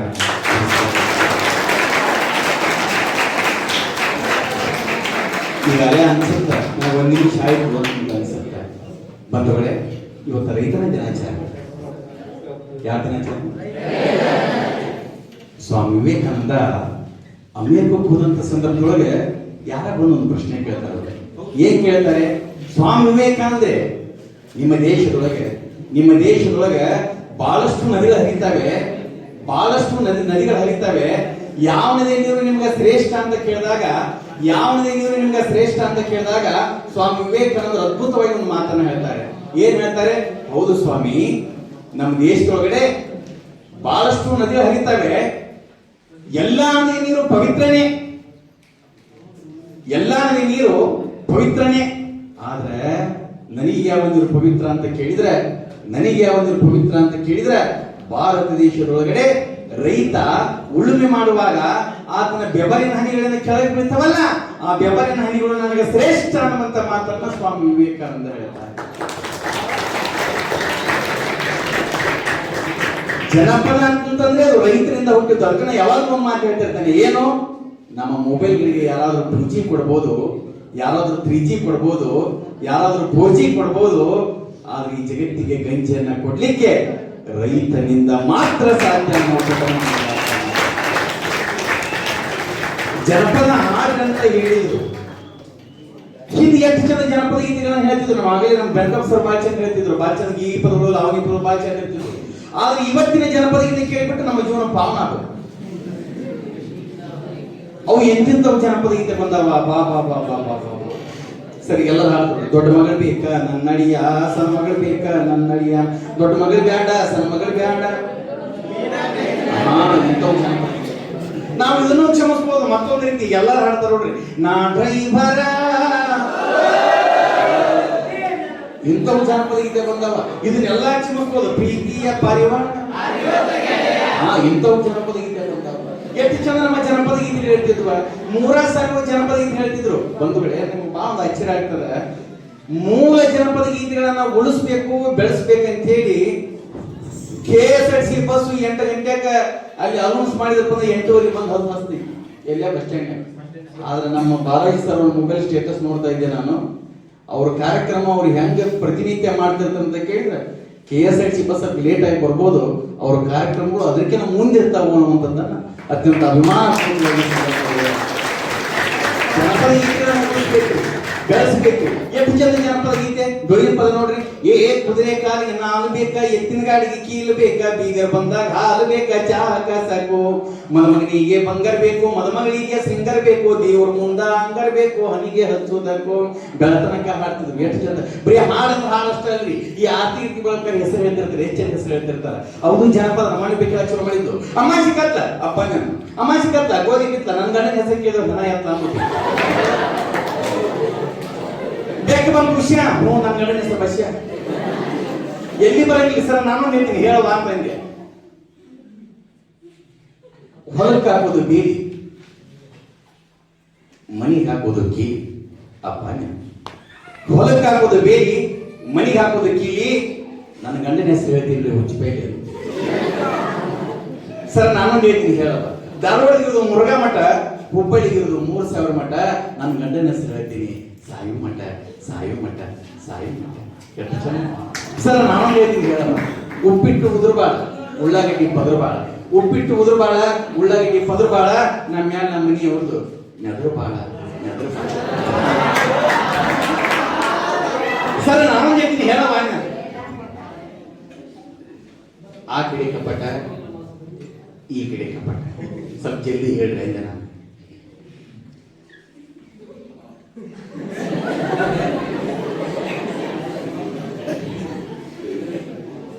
ನೋಡ್ರಿ ಇವೆಲ್ಲ ಮೂಲ ಜನಪದ ಗೀತೆ ಹೆಂಗಿರ್ತ ನೋಡ್ರಿ ಇದೆಲ್ಲ ಹಾಡು ರೂಢಿಸಿದೆ ತತ್ವಪದ ಏ ಬಳಿತು ಮಾಡು ಮನುಜ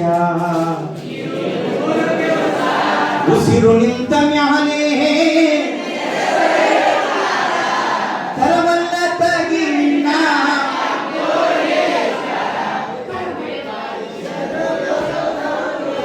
ಬಡತನದ ಮನಿ ಒಳಗ ನೋಡ್ರಿ ಎಲ್ಲ ಕಲಾವಿದರು ಇಲ್ಲೇ ಅದ ಹಾಗಾಗಿ ಮೂಲ ಜನಪದ ಗೀತೆಗಳನ್ನು ಉಳಿಸ್ರಿ ಬೆಳೆಸ್ರಿ ಮೂರಾಸನ ನೋಡ್ರಿ ರಾಮಾಯಣ ಮಹಾಭಾರತವನ್ನು 1000 ಪುಸ್ತಕ ಓದಿದ್ರು ಜಲ್ದಿ ಅರ್ಥ ಆಗೋದಿಲ್ಲ ನಮ್ಗ ಆದ್ರೆ ಜನಪದ ಏನ್ ಮಾಡಿದ್ರು ಮೂರಾಸಲು ಹೇಳ್ತಾರ ಮೂರಾಸಲಿ ಒಳಗೆ ಹಂಗ ಕಾಮ ಕಲ್ಲಿಗೆ ಸೋತ ಭೀಮಾ ಬೀಲಿಗೆ ಸೋತ ರಾವಣ ಸೋತ ರಣದಾಗ ರಾವಣ ಸೋತ ರಣದಾಗ ಧರ್ಮರಾಯ ಸೋತ ಕುಂತಾನ ಪಗಡ್ಯಾಗ ಬಂಗಾರ ಬೆಳೆಗಿಟ್ಟ ಬೈಬ್ಯಾಡ ಬಡವಾಗ ಬಂಗಾರ ನಿನಗ ಸ್ಥಿರವಲ್ಲ ಬಂಗಾರ ನಿನಗ ಸ್ಥಿರವಲ್ಲ ಮಧ್ಯಾಹ್ನದ ಬಿಸಿಲು ಹೊರಡುವುದು ತಡವಲ್ಲ ಕರಿಸೀರಿ ಉಡಬ್ಯಾಡ ಕರಿಸೀರೆ ಅಂದ್ರ ಸೀರೆಲ್ರಿ ಹೆಣ್ಮಕ್ಳು ಜೀವನದೊಳಗೆ ಕಪ್ಪು ಚುಕ್ಕಿ ಬರಬಾರ್ದು ಕರಿಸೀರಿ ಉಡಬ್ಯಾಡ ಕಡಿವಾನ ಬಿಡಬ್ಯಾಡ ನಡೋನಿಯಗ ನಿಂತ ನಗಬ್ಯಾಡ ನಡೋನಿಯಗ ನಿಂತ ನಗಬ್ಯಾಡ ತಂಗ್ಯವ್ವ ಕಬರೀಗೆ ಮಾತ ಈಗ ಬೆಳತನಕ ಹಾಡಬಹುದು ಮುಗಿಲಾರದೆ ಇರ್ತಕ್ಕಂಥ ಸಾಹಿತ್ಯ ನಮ್ಮ ಜನಪದ ಸಾಹಿತ್ಯದ ವಿದ್ಯಾರ್ಥಿಗಳು ದಯವಿಟ್ಟು ಗಮನಿಸ್ರಿ ನಮ್ಮ ಮೂಲ ಜನಪದ ಗೀತೆಗಳನ್ನ ಉಳಿಸ್ರಿ ಬೆಳೆಸ್ರಿ ಇಂತಹ ಕಾರ್ಯಕ್ರಮದೊಳಗೆ ನೀವು ಸಕ್ರಿಯವಾಗಿ ಪಾಲ್ಗೊಳ್ರಿ ಅನ್ನುವಂತ ಮಾತನ್ನ ಈ ಸಂದರ್ಭದಲ್ಲಿ ಹೇಳುತ್ತಾ ಎಲ್ಲಿಗೆ ಬಿಟ್ಟಿದ್ನಲ್ವೇ ಹಾ ಕಪಾಟ ಆ ಕಡೆ ಕಪಾಟ ಈ ಕಡೆ ಕಪಾಟ ಜಲ್ದಿ ಹೇಳ್ರಿ ಹಂಗೆ ಊರಾಗ ಸ್ವಾಮಿಗಳ ಜಲ್ದಿ ಹೇಳ್ರಿ ಹಂಗೆ ಆ ಕಡೆ ಕಪಾಟ ಈ ಕಡೆ ಕಪಾಟ ಅಕ್ಕರ ಒಟ್ಟ ಕಪಾಟ ಎಷ್ಟದವ್ರಿ ಅಂತೆ ಅದರ ಕಪಾಟ ತಗೊಂಡು ಏನ್ ಮಾಡ್ತೀರಿ ಬ್ಯಾಲೆನ್ಸ್ ನೋಡ್ರಿ ಅಂತ ಸ್ವಲ್ಪ ಜಲ್ದಿ ಹೇಳ್ರಿ ಅಂದೆ ಆ ಕಡೆ ಕಪಾಟ ಈ ಕಡೆ ಕಪಾಟ ಶಿಟ್ಟು ಬಂದ್ಬಿಡ್ತಾನೆ ಜಲ್ದಿ ಹೇಳ್ರಿ ಅಂದೆ ಆ ಕಡೆ ಕಪಾಟ ಈ ಕಡೆ ಕಪಾಟ ನನ್ನ ಅಣ್ಣ ತೆಗಿ ಪೂರ್ತಿ ಸಪಾಟ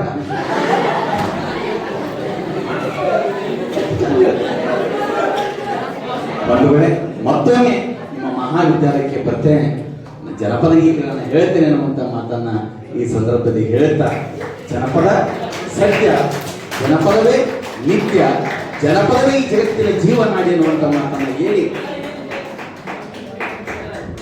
ಆತ್ಮೀಯರೇ ನನ್ನ ಸಹೋದರ ಸನ್ಮಿತ್ರರು ಇವತ್ತು ದಿವಸ ವಿಶೇಷವಾಗಿರ್ತಕ್ಕಂಥ ಕಾರ್ಯಕ್ರಮ ರೈತ ದಿನಾಚರಣೆಯನ್ನು ಸಹಿತವಾಗಿ ನಾವು ಆಚರಣೆಯನ್ನು ನೀಗಿಲ್ಲ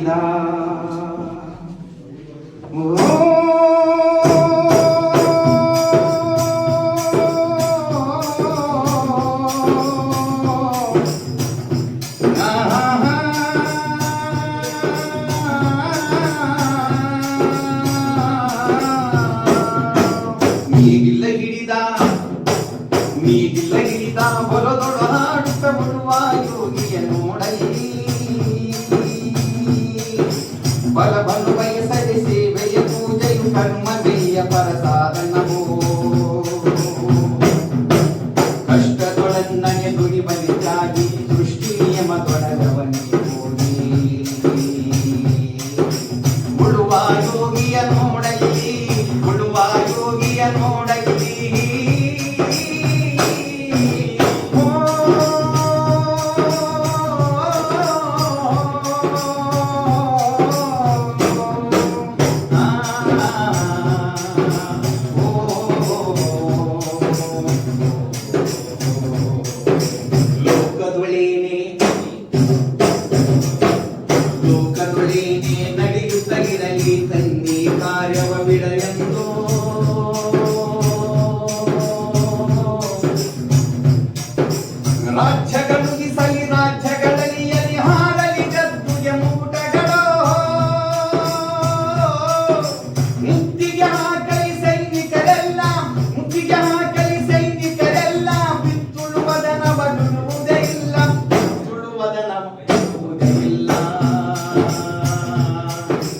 ಉಳುವ ಯೋಗಿಯ ನೋಡಲಿ, ಉಳುವ ಯೋಗಿಯ ನೋಡಲಿ.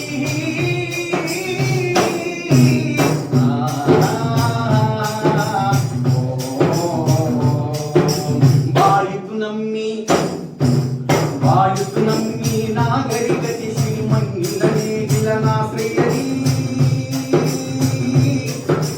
ನೇಗಿಲ ಹಿಡಿದ ಕೈಯಾದಾರದಿ ಭಯಗಳು ದರ್ಪದೊಳಾಳಿದರು. ನೇಗಿಲ ಕುಲದೊಳು ವೀರರು ಮೆರೆದರು, ಶಿಲ್ಪಿಗಳೆಸೆದರು ಕವಿಗಳು ಬರೆದರು, ಶಿಲ್ಪಿಗಳೆಸೆದರು ಕವಿಗಳು ಬರೆದರು. ಉಳುವ ಯೋಗಿಯ ನೋಡಲಿ, ಉಳುವ ಯೋಗಿಯ ನೋಡಲಿ.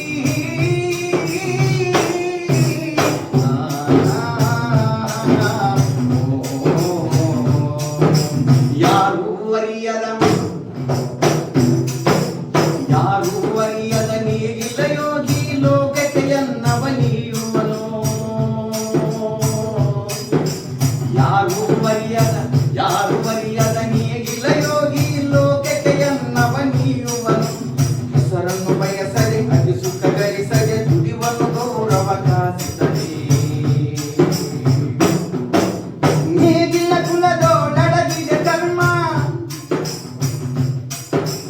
ಓ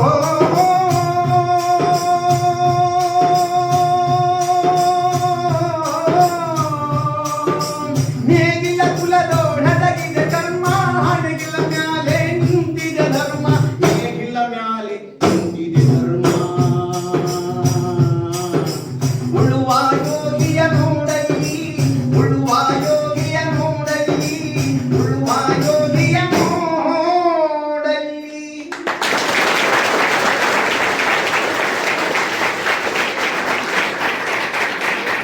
ಅವರು ಶಿವಾಲಯವ ಮಾಡುವರು, ನಾನೇನ ಮಾಡಲಿ ಬಡವನೆಯ. ನಿನ್ನ ಕಾಲೇ ಕಂಬ ದೇಹವೇ ದೇಗುಲ, ಶಿರವೇ ಗೌನ ಕಳಸವಯ್ಯ. ಸ್ಥಾವರಕ್ಕಳಿ ಉಂಟು ಜನ ಮಕ್ಕಳಿಲ್ಲ ಕೂಡಲ ಸಂಗಮದೇವ. ಸಿದ್ಧ ಸಂಪ್ರದಾಯದ ಜೊತೆ ಅನುಸಂಧಾನ ಮಾಡಿಕೊಳ್ಳದೆ ಸಾಮಾಜಿಕ ತಲ್ಲಣಗಳಿಗೆ ಮುಖಾಮುಖಿಯಾಗಿ ಸಾಮಾಜಿಕ ಬದಲಾವಣೆಗಳಿಗೆ ಕಾರಣಕರ್ತರಾದಂತಹ ಬಸವಣ್ಣನವರನ್ನ ನೆನಪಿಸಿಕೊಳ್ತಾರೆ. ವೇದಿಕೆ ಮೇಲೆ ಆಸೀನರಾಗಿ ಶಿರಟ್ಟಿ ತಾಲೂಕು ಘಟಕದ ಉದ್ಘಾಟನೆ ಪದಪ್ರದಾನವನ್ನು ನೆರವೇರಿಸಿದಂತಹ, ಕಾಲಿಗೆ ಚಕ್ರವನ್ನು ಹಾಕಿಕೊಂಡಂತೆ ಈ ನಾಡಿನಾದ್ಯಂತ ಜಾನಪದವನ್ನು ಕಟ್ತಾ ಇರ್ತಕ್ಕಂತಹ ನಮ್ಮ ಕನ್ನಡ ಜಾನಪದ ಪರಿಷತ್ತಿನ ರಾಜ್ಯಾಧ್ಯಕ್ಷರಾಗಿರ್ತಕ್ಕಂತಹ ಡಾಕ್ಟರ್ ಎಸ್ ಬಾಲಾಜಿ ಸರ್ ಅವರು,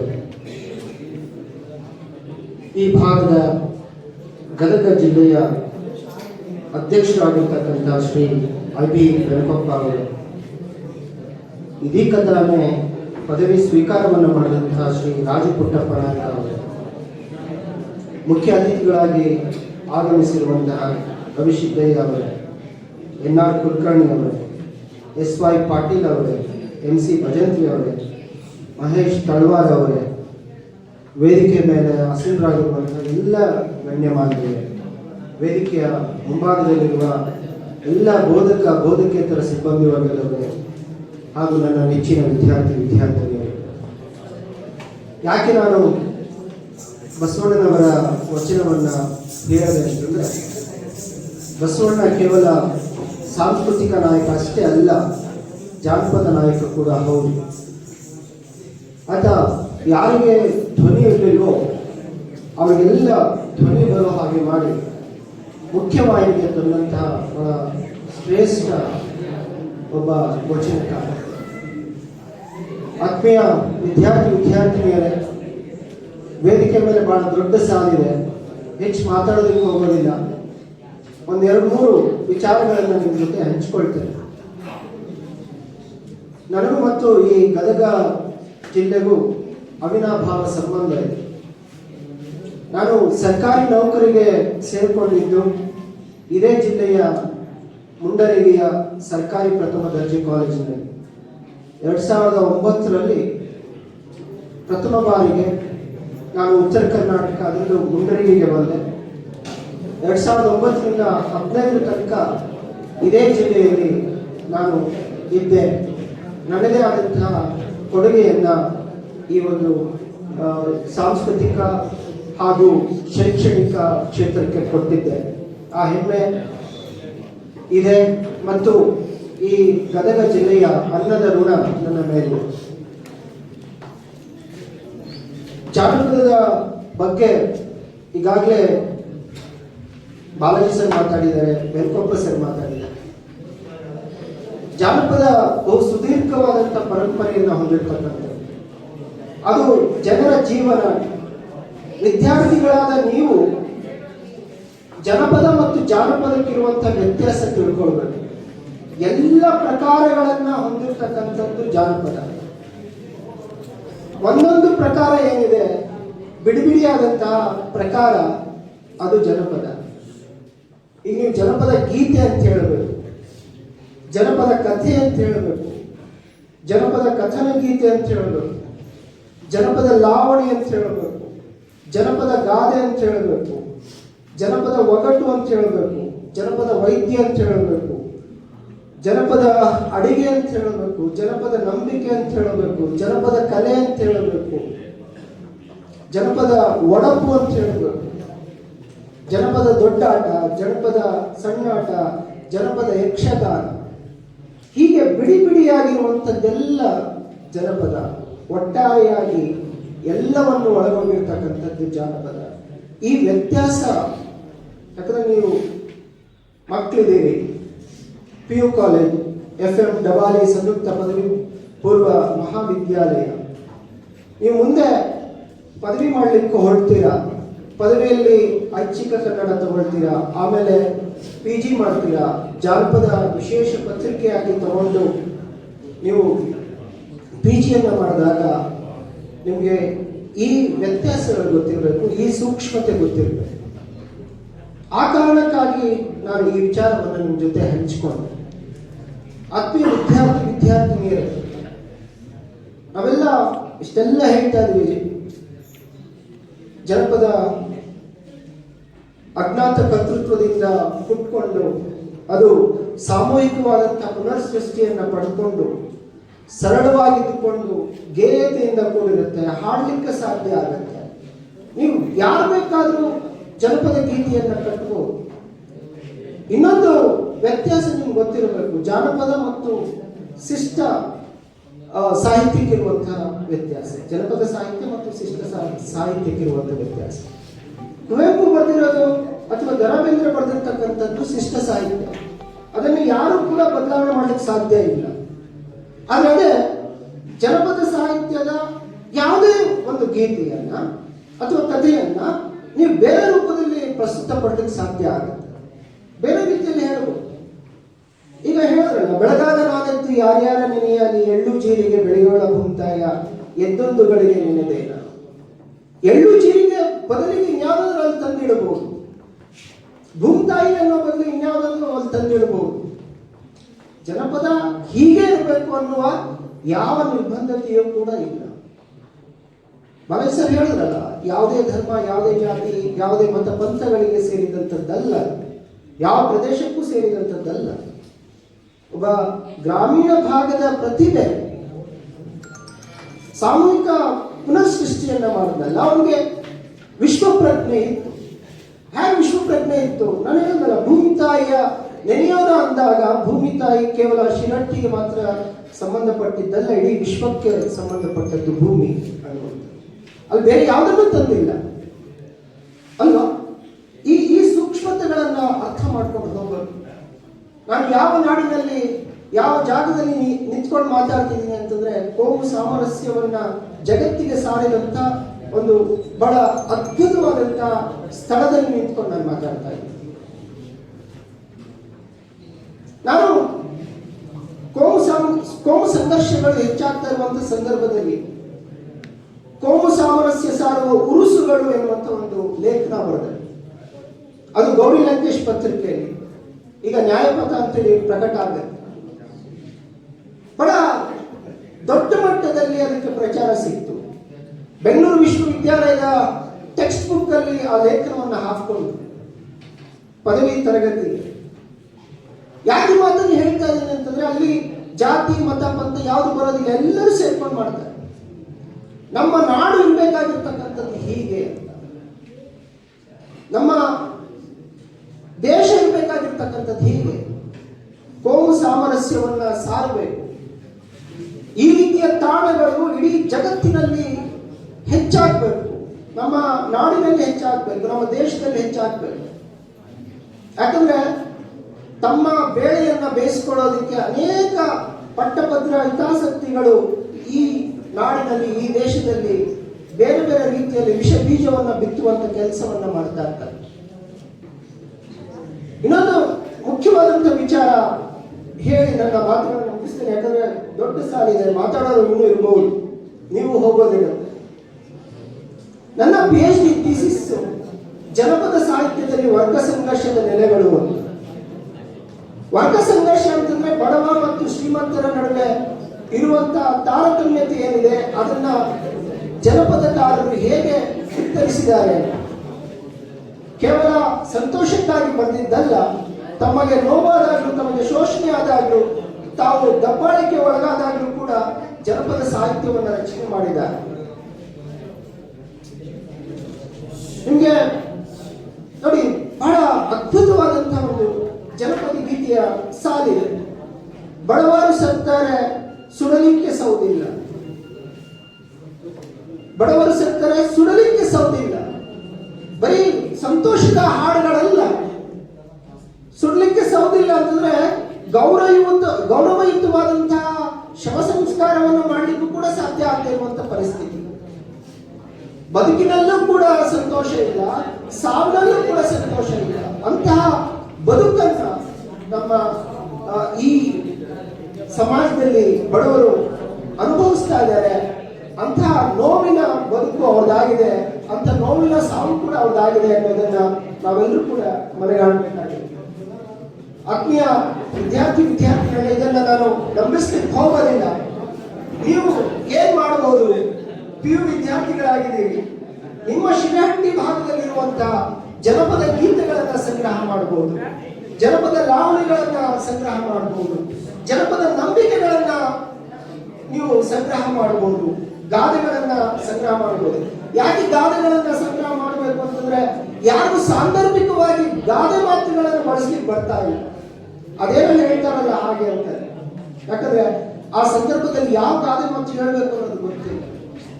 ಜನಪದ ನಂಬಿಕೆಗಳು, ಒಂದು ಉದಾಹರಣೆ ಕೊಡ್ತೀನಿ ನಿಮಗೆ. ನಿಮ್ಮ ಹಿರಿಯರು ನೀವು ಬಲಗಡೆಯಿಂದ ಎದೋಳಿ ಅಂತ ಹೇಳ್ತಾರೆ ನೋಡಿ. ಅಲ್ಲಿ ಒಂದು ವೈಜ್ಞಾನಿಕ ಪ್ರಜ್ಞೆ ಇದೆ. ಯಾಕೆ ಬಲಗಡೆಯಿಂದ ಎದೋಳಬೇಕು? ನೀವು ಮಲಗಿದ್ದಾಗ ನಿಮ್ಮ ದೇಹ ಹಗುರವಾಗಿರುತ್ತೆ, ನಿಮ್ಮ ಹೃದಯ ಎಡಭಾಗದಲ್ಲಿರುತ್ತೆ. ಹೇಳ್ಬೇಕಾದ್ರೆ ಹೃದಯದ ಮೇಲೆ ಭಾರವನ್ನು ಹಾಕಬಾರ್ದು ಅನ್ನೋ ಕಾರಣಕ್ಕಾಗಿ ಬಲಗಡೆಯಿಂದ ಹೇಳಿ ಅನ್ನುವಂಥ ಮಾತು. ಆದ್ರೆ ಅವರ ಉದ್ದೇಶ ಬೇರೆ ಇದ್ದಿರಬಹುದು. ಆದ್ರೆ ವೈಜ್ಞಾನಿಕ ಪ್ರಜ್ಞೆ ಅನ್ನುವಂಥದ್ದು ಜನಪದಕಾರರಲ್ಲಿ ಹೇಗಿದೆ ಅನ್ನೋದಕ್ಕೆ ಅದೊಂದು ಉದಾಹರಣೆ. ನೀವು ಈ ರೀತಿಯಾದಂತಹ ಸಂಗ್ರಹ ಕಾರ್ಯವನ್ನು ಮಾಡಿ ಒಂದೊಳ್ಳೆ ಪುಸ್ತಕವನ್ನ ತರಲಿಕ್ಕೆ ಸಾಧ್ಯ. ಆ ನಿಟ್ಟಿನಲ್ಲಿ ನೀವೆಲ್ಲರೂ ಕೂಡ ಮುಂದಾಗಿ ಅಂತೇಳಿ ಹೇಳ್ತಾ, ಈ ವೇದಿಕೆ ಮೇಲೆ ಮಾತನಾಡಲಿಕ್ಕೆ ಅವಕಾಶವನ್ನು ಮಾಡಿಕೊಟ್ಟಂತ ಎಲ್ಲರಿಗೂ ವಂದಿಸಿ ಎರಡು ಮಾತುಗಳನ್ನು ಮುಗಿಸ್ತೇನೆ.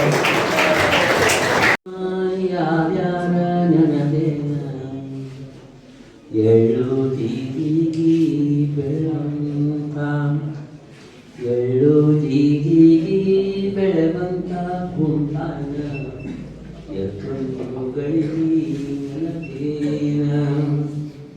ಕನ್ನಡದ ಕಾಳೆಯ ಊರುಗ ನಡೆದಿರುವ ಬಾಲಾಜಿಯವರೊಮ್ಮೆ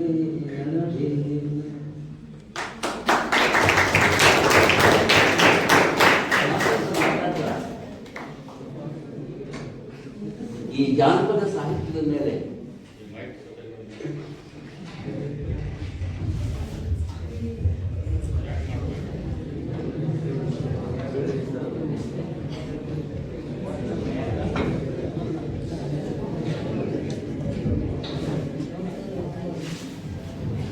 ಅತ್ಯುತ್ತಮವಾದ ಮಾಸ್ಟರ್ ಡಿಗ್ರಿಯನ್ನೇ ಮಾಡಿದ ನಮ್ಮೊಬ್ಬರೇ ಆದ.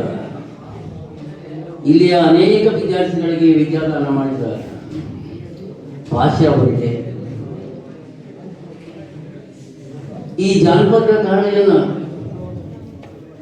ಇಡೀ ಕರ್ನಾಟಕದ ತುಂಬ ಊದುವುದರೊಳಗ ತಮ್ಮ ಜೀವನದ ವೇಳೆಯನ್ನೇ ಮೀಸಲಿಟ್ಟ ಬಾಲಾಜಿಯವರೇ ಈಗ ಮಾತಾಡಿದ ಆಫೀಸ್ನೊಳಗೆ ಹೇಳಿದ್ರು, ಇವತ್ತ ಸಿರಹಟ್ಟಿ ಒಳಗ, ನಾಳೆ ಜಮಖಂಡಿ ಒಳಗ, ನಾಡ್ದು ಗೋಕಾಕದೊಳಗ ಅವ್ರ ಕಾರ್ಯಕ್ರಮಗಳು ಅಂದ್ರೆ ಒಂದು ಸಲ ಮನುಷ್ಯ ನಿರ್ಧಾರ ಮಾಡಿ ಒಂದು ವಿಷಯವನ್ನ ಆಯ್ಕೆ ಮಾಡಿಕೊಂಡ್ರೆ ಆ ಆಯ್ಕೆ ಮಾಡಿಕೊಂಡಂತ ಮನುಷ್ಯ ಅದಕ್ಕಾಗಿ ತನ್ನ ಇಡೀ ಜೀವನವನ್ನೇ ಮುಡಿಪಾಗಿ ಇಡುವಂತಹ ಸಂಪ್ರದಾಯ ಏನಿದೆ. ಯಾರನ್ನೋ ಇವತ್ತು ಬಂದು ಇಂಥವ್ರ ಅಧ್ಯಕ್ಷರು ಇಂಥವ್ರು ಇವರು ಅಂತ ಹೇಳಿದ್ರಲ್ಲ, ಅವ್ರು ಕೇಳೋ ಮುಂದೆ ಹೇಳಿದರು, ತಮ್ಮ ಅಧಿಕಾರ ಬದಿಯಲ್ಲಿ ಬಾಲಾಜಿಯವರ ಈ ಜಾನಪದ ಸೇವೆ ಅಧಿಕಾರ ಬದಿಗೆ ಸೀಮಿತವಾದದ್ದಲ್ಲ, ಅವರ ಜೀವನಾವಧಿಗೆ ಅದನ್ನು ಸೀಮಿತವಾಗಿ ಇಟ್ಟುಕೊಂಡು ಅದನ್ನು ಅವರು ಆಯ್ಕೆ ಮಾಡಿಕೊಂಡ ಅಂತಹ ಒಂದು ಜನಪದ ಕಲೆಗಳು ಅವನ್ನೆಲ್ಲ ಸೇರಿಸಿ ಜಾನಪದ ಸಾಹಿತ್ಯ, ಇವು ಅನೇಕ ಪ್ರಕಾರಗಳು. ಈ ಅನೇಕ ಪ್ರಕಾರಗಳನ್ನು ನಿಮಗೆ ಒಂದೊಂದಾಗಿ ಪರಿಚಯಿಸುವ ಕಾರ್ಯವನ್ನು ಸಿರಹಟ್ಟಿ ತಾಲೂಕಾ ಘಟಕ ಮಾಡಲಿ. ಬಾಲಾಜಿಯವರ ಅಪೇಕ್ಷೆಯಂತೆ ಸಿರಹಟ್ಟಿ ತಾಲೂಕಿನ ಜಾನಪದ ಜಾತ್ರೆ ನಮ್ಮ ದಬಾಲಿ ವಿದ್ಯಾಸಂಸ್ಥೆಯ ಬಯಲಿನಲ್ಲೇ ನಡೀಲಿ. ಅದಕ್ಕೆ ಬೇಕಾಗುವ ಎಲ್ಲ ಅವಕಾಶಗಳನ್ನು ನಮ್ಮ ಆಡಳಿತ ಮಂಡಳಿಯಿಂದ ನಾವು ಒದಗಿಸಿಕೊಡ್ತೇವೆ ಅಂತ ಹೇಳ್ತಾ, ಇಂಥ ಒಂದು ಕನ್ನಡದ ಸೇವೆ ಅಪರೂಪದ ಸೇವೆ, ಇಂಥ ಒಂದು ಕನ್ನಡ ಸಾಹಿತ್ಯದ ಬೇರು ಜಾನಪದ ಸಾಹಿತ್ಯ. ಇದಕ್ಕೆ ನೀರೆಗೆಯೋದಕ್ಕೆ, ಇದನ್ನು ಪ್ರೋತ್ಸಾಹಿಸೋದಕ್ಕೆ ನಿಂತಹ ಬಾಲಾಜಿಯವರಿಗೆ ನೀವೆಲ್ಲ ಇವತ್ತಿನ ಪದಗ್ರಹಣ ಮಾಡಿದ ಎಲ್ಲ ಪದಾಧಿಕಾರಿಗಳು ಸತತವಾಗಿ ಈ ಸೇವೆಯನ್ನು ಮಾಡ್ತಾ ಹೋಗಬೇಕು. ಅವರು ಯಾವುದೇ ಕಾರ್ಯಕ್ರಮಗಳನ್ನು, ಯಾವುದೇ ಮಟ್ಟದ ಕಾರ್ಯಕ್ರಮಗಳನ್ನು ಆಯೋಜಿಸಿದರೂ ಕೂಡ ನಮ್ಮ ಸಂಸ್ಥೆಯ ಬಾಗಿಲು ಅವರಿಗಾಗಿ ಕರೆದಿರುತ್ತದೆ. ಅವರಿಗೆ ಬೇಕಾಗುವ ಸಣ್ಣ ಪುಟ್ಟ ವ್ಯವಸ್ಥೆಗಳನ್ನು ಕೂಡ ನಾವು ಮಾಡೋದಕ್ಕೆ ತಯಾರಿದ್ದೀವಿ ಅಂತ ಆಶ್ವಾಸನೆ ನೀಡ್ತಾ ಮಾತಾಡೋಕ್ಕೆ ಅವಕಾಶ ಕೊಡ್ತದೆ. ನನಗೆ ಎಲ್ಲ ಸಂಘಟಕರಿಗೆ ವಂದಿಸಿ ನನ್ನ ಮಾತುಗಳನ್ನು ಆಕಾಶತೋ ಯಮ್ಯತಾ ಗಚ್ಚತಂ ಸಾಗರಂ ಸರ್ವೋ ದೇವ ಮಾತಾ ಪಿತೃ ಗುರು ಶಿಷ್ಯ ಗುಚ್ಚತಂ.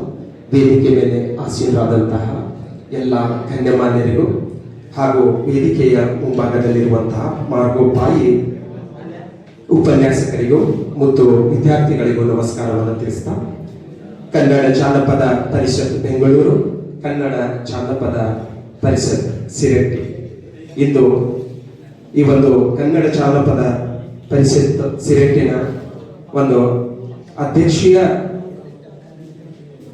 ಸ್ಥಾನವನ್ನು ನನಗೆ ನೀಡಿ ನನ್ನೊಂದಿಗೆ 12 ಜನ ಪದಾಧಿಕಾರಿಗಳನ್ನ ಜವಾಬ್ದಾರಿತವಾಗಿ ಈ ಒಂದು ಜಾನಪದ ಕಲೆ ಉಳಿಬೇಕು, ಬೆಳಿಬೇಕು ಅನ್ನೋ ಒಂದು ದೃಷ್ಟಿಯಲ್ಲಿ ನಮ್ಮ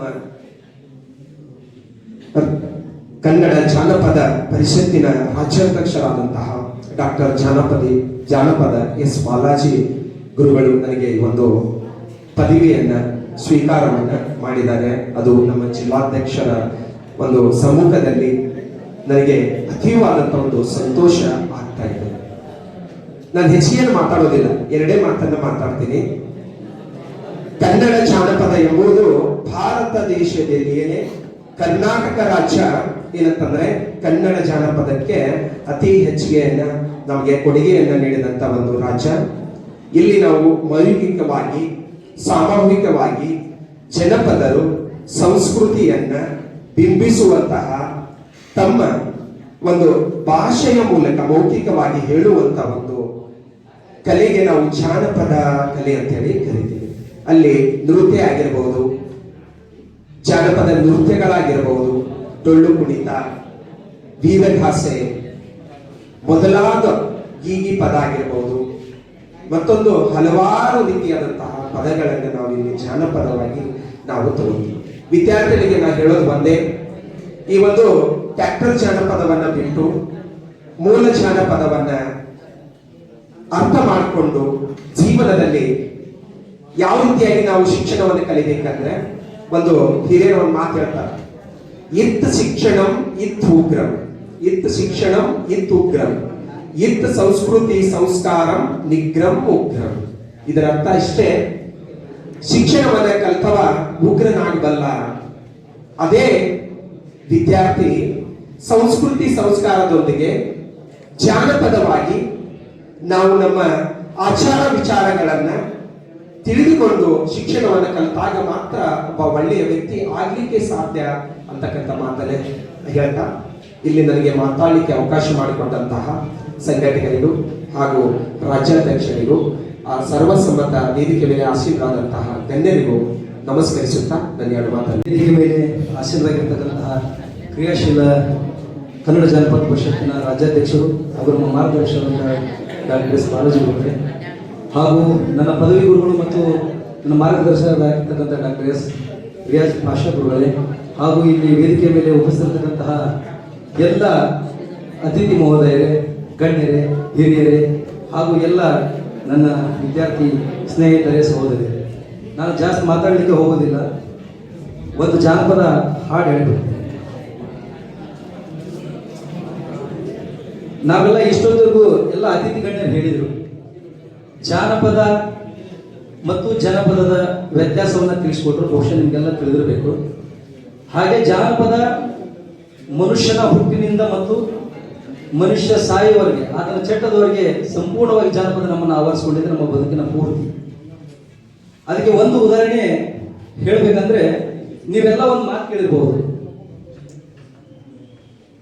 ಒಂದು 4 ಸಲಿಂದ ಒಂದು ನಾವು ಅದನ್ನ ಸದಾ ಎಲ್ಲ ಜನರ ಬಾಯಿಂದ ಕೇಳ್ತಿರ್ತೀವಿ. ಬಹುಶಃ ನಿಮ್ಗೆ ಹೇಳಿದ ಮೇಲೆ ನಿಮಗೂ ಗೊತ್ತಾಗ್ಬೋದು. ಅವಲಕ್ಕಿ ಪವಲಕ್ಕಿ ಕಾಂಚಣ್ಣ ಮಿಣ ಮಿಣ ಡಾಮ್ ಡೂಮ್ ಟಸ್ ಬುಸ್ ಪೈ ಪಟ, ಎಲ್ಲರಿಗೂ ಗೊತ್ತೈತಿ. ಬಹುಶಃ ಇದರ ಅರ್ಥ ಯಾರಿಗಾರು ಗೊತ್ತೈತಿ? ಈ 4 ಸಲ ಇಡೀ ನಮ್ಮ ಜೀವನನೇ ಬಹುಶಃ ನಮ್ಮ ಜಾನಪದ ಹೇಗೆ ಕಟ್ಟಿ ಕೊಡ್ತಾರೆ, ಜಾನಪದ ಹೇಗೆ ನಮ್ಮ ಜೀವನದಲ್ಲಿ ನಮ್ಮನ್ನು ನಾವು ಆವರಿಸ್ಕೊಂಡಿದ್ವಿ ಅಂತಕ್ಕಂಥ ಒಂದು 4 ಸಲ ಉದಾಹರಣೆ ನಮ್ಮ ಜಾನಪದ ನಮಗೆ ತಿಳಿಸ್ಕೊಡ್ತಾರೆ. ಅವಲಕ್ಕಿ ಪವಲಕ್ಕಿ, ನಾವು ಚಿಕ್ಕವರಿದ್ದಾಗ ನಾವೇನು ನಮಗೆ ತಂದೆ ತಾಯಿಗಳು ಏನು ಊಟ ಮಾಡಿಸ್ತಾರಲ್ಲ ಅದನ್ನ ಅದು ಸೂಚಿಸ್ತದೆ. ಪವಲಕ್ಕಿ ಸ್ವಲ್ಪ ದೊಡ್ಡವರಾಗ್ತೀವಿ, ಅನ್ನ ಊಟ ಮಾಡ್ತೀವಿ, ಪವಲಕ್ಕಿ ಅನ್ನೋದು ಸೂಚಿಸ್ತದೆ. ಹಾಗೆ ಡಾಮ್ ಡೂಮ್ ಅಂದ್ರೆ ವಯಸ್ಸಿಗೆ ಬರ್ತಾರೆ, ಮದುವೆ ಮಾಡ್ತಾರೆ ಹಿರಿಯರು, ಡಾಮ್ ಡೂಮ್ ಅಂತ ಮದುವೆ ಆಗುತ್ತೆ. ಆಮೇಲೆ ಟಸ್ ಪುಸ್ ಮಕ್ಕಳಾಗ್ತವೆ, ಅಲ್ಲಿಗೆ ಆಟ ನಿಲ್ತೈತಿ, ಅಲ್ಲಿಗೆ ಮಕ್ಕಳಿಗೆಲ್ಲ ಹಿರಿಯತನ ಚಲೋ ಆಗ್ತದೆ. ಟಸ್ ಪುಸ್ ಮುಂದೆ ಬೈ ಕೊಟ್ಟಾರಂದ್ರೆ ಒಂದಿಲ್ಲ ಒಂದ್ ದಿವಸ ಮನುಷ್ಯ ಸಾಕು. ಇಷ್ಟೇ ಜೀವನ. ನಮ್ಮ ಜಾನಪದರು ಇಷ್ಟು ಬಹಳ ಅರ್ಥಗರ್ಭಿತವಾಗಿ 4 ಸಾಲಿನಲ್ಲಿ ನಮ್ಮ ಇಡೀ ಜೀವನನೇ ತೋರಿಸ್ಕೊಡ್ತಾರೆ. ಹಲವಾರು ಪದಗಳಿವೆ, ಎಲ್ಲ ಪದಗಳನ್ನು ತಿಳ್ಕೊಬೇಕಂದ್ರೆ ಸುಮ್ಮನೆ ಬರುವಂಥದ್ದಲ್ಲ. ಹಿರಿಯರು, ಮಾರ್ಗದರ್ಶಕರು, ಶಿಕ್ಷಕರು, ಉಪನ್ಯಾಸಕರಿಂದೆಲ್ಲ ಕಲಿಬೇಕು, ತಿಳ್ಕೊಬೇಕು. ಅಂದಾಗ ಮಾತ್ರ ನಾವು ಬದುಕನ್ನು ಸರಿಯಾಗಿ ಅರ್ಥ ಮಾಡ್ಕೊಳ್ಳಲು ಸಾಧ್ಯ. ಹಾಗಾಗಿ ಈ ನಿಟ್ಟಿನಲ್ಲಿ ನಮ್ಮ ರಾಜ್ಯಾಧ್ಯಕ್ಷರು ಯುವ ಘಟಕವನ್ನು ಕೂಡ ಪ್ರಾರಂಭ ಮಾಡಿ ಆ ನಿಟ್ಟಿನಲ್ಲಿ ಇವರು ಕೂಡ ಜಾನಪದದ ಅಷ್ಟ ಮುಖ ಮಾಡಲಿ ಅಂತಕ್ಕಂಥ ಉದ್ದೇಶದ ಯುವ ಘಟಕವನ್ನು ಮಾಡಿದರೆ, ನಾನು ಕೂಡ ಕನ್ನಡ ಜಾನಪದ ಪರಿಷತ್ನ ಜಿಲ್ಲಾ ಘಟಕನಾಗಿ, ಜಿಲ್ಲಾ ಘಟಕದ ಅಧ್ಯಕ್ಷನಾಗಿ ಸೇವೆಯನ್ನು ಸಲ್ಲಿಸಿದ್ದೇನೆ. ನೀವು ಕೂಡ ಎಲ್ಲರೂ ಕೂಡ ನಮ್ಮ ಯುವ ಘಟಕಗಳಲ್ಲಿ ಭಾಗವಹಿಸಿ, ಯುವ ಘಟಕಗಳಲ್ಲಿ ಸದಸ್ಯರಾಗಲಿ, ಪದಾಧಿಕಾರಿಗಳಾಗಲಿ, ಜಾನಪದವನ್ನು ನಾವು ನೀವೆಲ್ಲರೂ ಕೂಡಿ ಒಂದು ಮತ್ತೊಂದು ಹಂತಕ್ಕೆ ಒಯ್ಯೋಣ ಅಂತಕ್ಕಂಥ ಮಾತನ್ನು ಹೇಳ್ತಾ ಲಾಸ್ಟ್ ಒಂದು ಜಾನಪದ ಗೀತೆ ಹೇಳ್ಬಿಡ್ತೇನೆ. ಮಣ್ಣಾಗಿ ಹುಟ್ಟಿದ್ದಾರೆ, ಮಣ್ಣಿನ ಮ್ಯಾಲೊಂದು ಮರವಾಗಿ, ಮಣ್ಣಿನ ಮ್ಯಾಲೊಂದು ಮರವಾಗಿ ಹುಟ್ಟಿದ ಬಿದ್ದರೆ ಪುಣ್ಯವಂತರಿಗೆ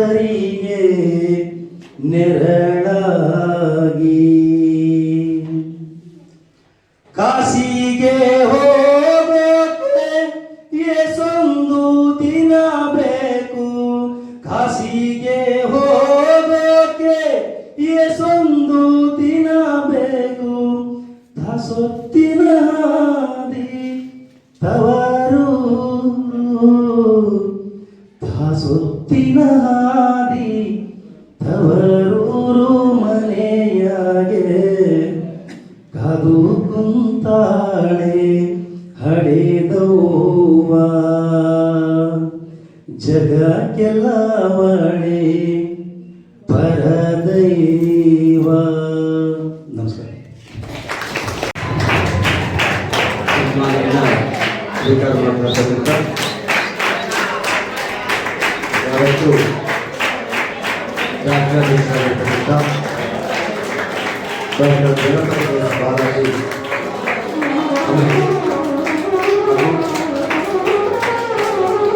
ಅವರು ಸನ್ಮಾನವನ್ನು ನೆರವೇರಿಸತಕ್ಕಂಥ ಹಿರಿಯರಾದ ವಿದ್ಯಾರ್ಥಿಗಳು ಬಹಳಷ್ಟು ಖುಷಿ ಬರ್ತಕ್ಕಂಥ ಒಂದು ಸಂಗತಿ.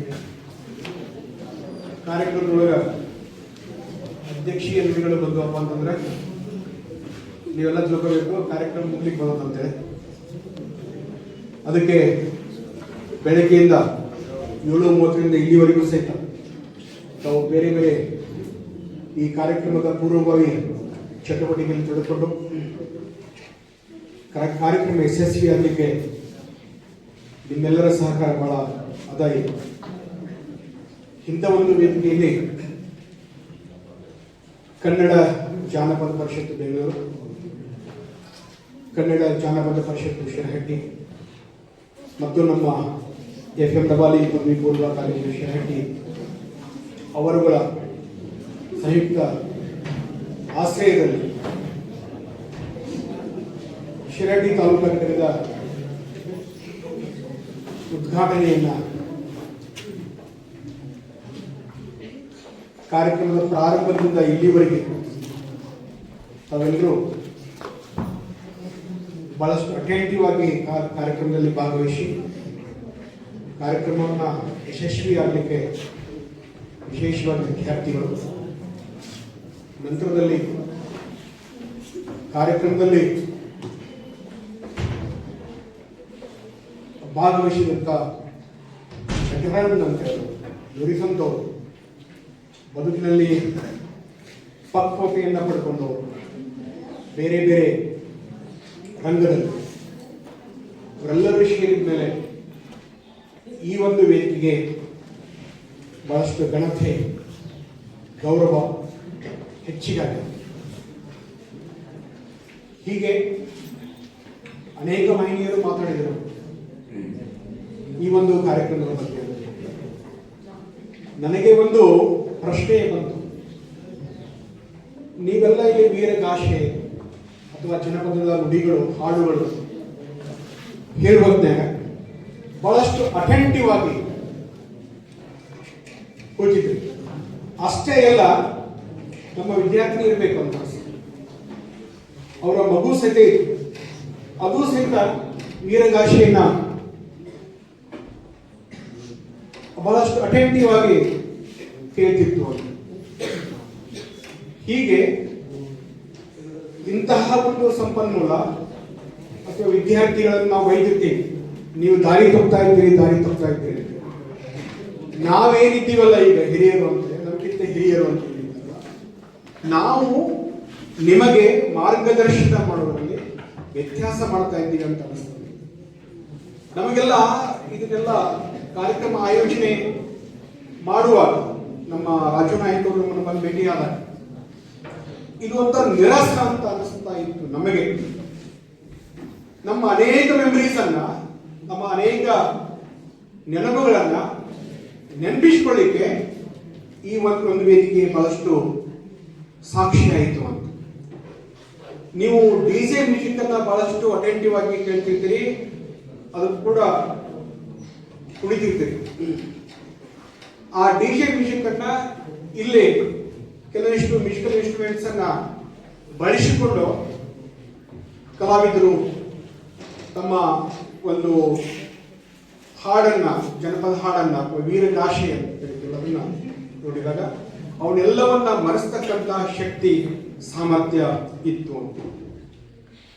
ಈ ಫೋಕ್ ಅನ್ನೋದು, ಫೋಕ್ ಲೋರ್ ಎರಡಕ್ಕೂ ಸಹ ಬಹಳಷ್ಟು ವ್ಯತ್ಯಾಸವನ್ನ, ಎರಡರ ಅರ್ಥವನ್ನ, ಜನಪದ, ಜಾನಪದ ಎರಡರ ಬಗ್ಗೆ ನಮ್ಮ ಜಾನಪದ ಎಸ್ ಬಾಲಾಜಿ ಸರ್ ಅವರು ತಿಳಿಸಿಕೊಟ್ರು ಏನು ಅಂತ. ಇದು ಇಷ್ಟೇ ಅಲ್ಲ, ಇದಕ್ಕೆ ಸಾಕಷ್ಟು ಅವಕಾಶಗಳುಂಟು. ಕರ್ನಾಟಕ ಯೂನಿವರ್ಸಿಟಿಯಲ್ಲಿ ಡಿಪಾರ್ಟ್ಮೆಂಟ್ ಆಫ್ ಫೋಕ್ ಲೋರ್ ಅಂತ ಹೇಳಿ ಒಂದು, ನಮ್ಮ ಕ್ಯಾಂಪಸ್ ಎಷ್ಟದಲ್ಲ, ಇಷ್ಟು ದೊಡ್ಡ ಕ್ಯಾಂಪಸ್ ಅದು. ಇದರಲ್ಲಿ ಆಸಕ್ತಿ ಇದ್ದಂತ ವಿದ್ಯಾರ್ಥಿಗಳು ಮುಂದೆ MA ಸ್ನಾತಕೋತ್ತರ ಪದವಿಯನ್ನು ಪಡ್ಕೋಬಹುದು. ಪಡ್ಕೊಳ್ಳಿಕ್ಕೆ ಸಾಕಷ್ಟು ಅವಕಾಶಗಳು ಉಂಟು. ಇದು ಇಷ್ಟೇ ಅಲ್ಲ, ಒಂದು ಹಾಡು, ಒಂದು ಕಾರ್ಯಕ್ರಮಕ್ಕೆ ಅಷ್ಟೇ ಸೀಮಿತವಾಗಿಲ್ಲ. ಬಹಳಷ್ಟು ಸಮುದ್ರ ಎಷ್ಟು ಆಳದ ಅಷ್ಟು ಆಳದ ಇನ್ಫಾರ್ಮೇಶನ್ ಅನ್ನ ಜನಪದ ಸಾಹಿತ್ಯ ಹೊಂದಿದ. Folk is a queen of literature ಅಂತ. ಜನಪದ ಸಾಹಿತ್ಯದಲ್ಲ, ಲಿಟರರಿ ಫಾರ್ಮ್ ಇದು. ಅದರಲ್ಲಿ ಮಹಾರಾಣಿಯ ಪಟ್ಟವನ್ನ ಗಳಿಸ್ತದ. ಇದು ಎಲ್ಲ ಲಿಟರೇಚರ್ ಅಲ್ಲ, ಲಲ್ಬೀಸ್ ಅಂತಿದ್ದಾವೆ, ಬೇರೆ ಬೇರೆ ಸಾಂಗ್ಸ್ ಇದ್ದಾವೆ, ಜೋಗುಳ ಪದ ಅಂತ ಕರೀತೀವಲ್ಲ ನಾವು, ಆತ. ಹಿಂಗೆ ಪ್ರತಿಯೊಂದರಲ್ಲಿ ಸಹಿತ ಬೇರೆ ಬೇರೆ ದೇಶಗಳಲ್ಲಿ, ಬೇರೆ ಬೇರೆ ಸಾಹಿತ್ಯಗಳಲ್ಲಿ ಈ ಸಾಹಿತ್ಯ ಅದ, ಜನಪದ ಸಾಹಿತ್ಯ ಅದ. ನಮಗೆಲ್ಲ ಈ ವೀರಗಾಶೆ ಬಗ್ಗೆ ನಮ್ಮ ನವೀನ ಬಡಿಗೇರ ವಿದ್ಯಾರ್ಥಿ, ನಮ್ಮ ಹಳೆ ವಿದ್ಯಾರ್ಥಿ ಎಷ್ಟೊಂದು ಆಸಕ್ತಿಯಿಂದ ಆ ಒಂದು ರೌದ್ರರಸವನ್ನ ನಮಗೆಲ್ಲ ಮುಟ್ಟಿಸೋದು. ಹೆಚ್ಚಾಗಿ ನಾವು ಇದನ್ನೆಲ್ಲ ಬಹಳಷ್ಟು ರೇಡಿಯೋದಲ್ಲಿ ಕೇಳ್ತಿದ್ವಿ. ಈಗ ಬೇರೆ ಬೇರೆ ಮಾಧ್ಯಮಗಳಿದ್ದಾವ, ನಾವು ನೋಡ್ತಾ ಇದ್ದೀವಿ ವಿಡಿಯೋಸ್ ಮೂಲಕ. ನಮಗೆ ಲೈವ್ ಆಗಿ, ನನ್ನ ಲೈಫಲ್ಲಿ ಫಸ್ಟ್ ಟೈಮ್ ವೀರಗಾಶೆಯನ್ನು ಹತ್ತಿರದಿಂದ ನೋಡಿದ್ದು. ಈಗ ನಮ್ಮ ಬೆಂಕಪ್ಪ ಸರ್ ಅವರು ಮಾತಾಡುವುದಾಗಿ ಈ ಒಂದು ವೇದಿಕೆಯ ರಾಜ್ಯ, ತಾಲೂಕಾ, ಜಿಲ್ಲಾಧ್ಯಕ್ಷರು ನುರಿತಂತವರು, ಸಾಹಿತ್ಯದ ಬಗ್ಗೆ ಬಹಳಷ್ಟು ಆಸಕ್ತಿಯನ್ನ ಹೊಂದಿದವರು, ನಿವೃತ್ತಿ ಆದರೂ ಸಹಿತ ನಿರಂತರವಾಗಿ ಶೈಕ್ಷಣಿಕವಾಗಿ ಇಂಥ ಬೇರೆ ಬೇರೆ ಚಟುವಟಿಕೆಯಲ್ಲಿ ತಮ್ಮನ್ನು ತಾವು ತೊಡಗಿಸಿಕೊಂಡವರು. ಮೌಖಿಕ ಪರಂಪರೆಯನ್ನ ಬಾಯಿಂದ ಬಾಯಿಗೆ, ಇದು ಜನರೇಷನ್ ಟು ಜನರೇಷನ್ ಒಯ್ತದ, ಇದಕ್ಕೆ ಸಾಕಷ್ಟು ದೊಡ್ಡ ಇತಿಹಾಸದ ಅಂತ ಹೇಳಿದ್ರು ಸರ್. ನಾವೆಲ್ಲ ಚಿಕ್ಕವರಾಗಿದ್ದ, ಈಗ ಹಂತಿ ಪದ, ಕುಟ್ಟು ಪದ, ಬೀಸು ಪದ, ಇವೆಲ್ಲ ಏನೋ ರೈತರು ಯಾವುದೋ ಒಂದು ಬೇರೆ ಬೇರೆ ಚಟುವಟಿಕೆಯನ್ನ ಮಾಡುವಾಗ ಎಲ್ಲ ಪದಗಳನ್ನು ನಾವು ಬೇಗ ಮಾಡ್ಕೊಂಡು ಹಾಡ್ತಾ, ತಮ್ಮ ದನಿವನ್ನ ಆರಿಸ್ತಾ, ಸುತ್ತಮುತ್ತಿದ್ದಂತ ಈ ನಮ್ಮಂತ ಸಣ್ಣ ಮಕ್ಕಳಿಗೆ ಅವ್ರಿಗೊಂಥರ ನಮಗೆ ತರಬೇತಿಯನ್ನು ಕೊಡ್ತಾ ಹೋಗ್ತಿದ್ರು. ಅದು ನೋಡಿದಾಗ ಎಷ್ಟು ಸುಂದರವಾಗಿದ್ದು ಆ ದಿನಗಳು ಅಂತ. ಈ ವೇದಿಕೆ ಮೂಲಕ ಅವುಗಳನ್ನು ನಾವು ನೆನಪಿಸಿಕೊಂಡಿದ್ದೀವಿ ಅಂತ ನಾನು ಇವ್ರ ಮುಂದೆ ಬಹಳ ಸಣ್ಣ, ಅದನ್ನೆಲ್ಲ ನೆನಪಿಸ್ಕೊಳ್ಳಿಕ್ಕೆ ಬಹಳಷ್ಟು ಈ ವೇದಿಕೆ ನನಗೆ ಅವಕಾಶವನ್ನು ತಂದುಕೊಡ್ತು. ಈಗ ರೇಡಿಯೋದಲ್ಲಿ ಬರ್ತಿತ್ತು, ಕರಿಯತ್ತ ಕಾಳಿಂಗ ಬಿಳಿಯತ್ತ ಮಾನಿಂಗ, ಆ ಹಾಡನ್ನ ಕೇಳಿದಾಗ ರೈತರ ಬಗ್ಗೆ ಒಂದು ಗೌರವ, ಸ್ಫೂರ್ತಿ ಕೊಡ್ತಕ್ಕಂಥ, ಒಂದು ಅದ್ಭುತವಾದಂತಹ ಸಂದೇಶ ಕೊಡ್ತಕ್ಕಂಥ ಒಂದು ಹಾಡಾಗಿತ್ತು ಜನಪದ ಹಾಡು.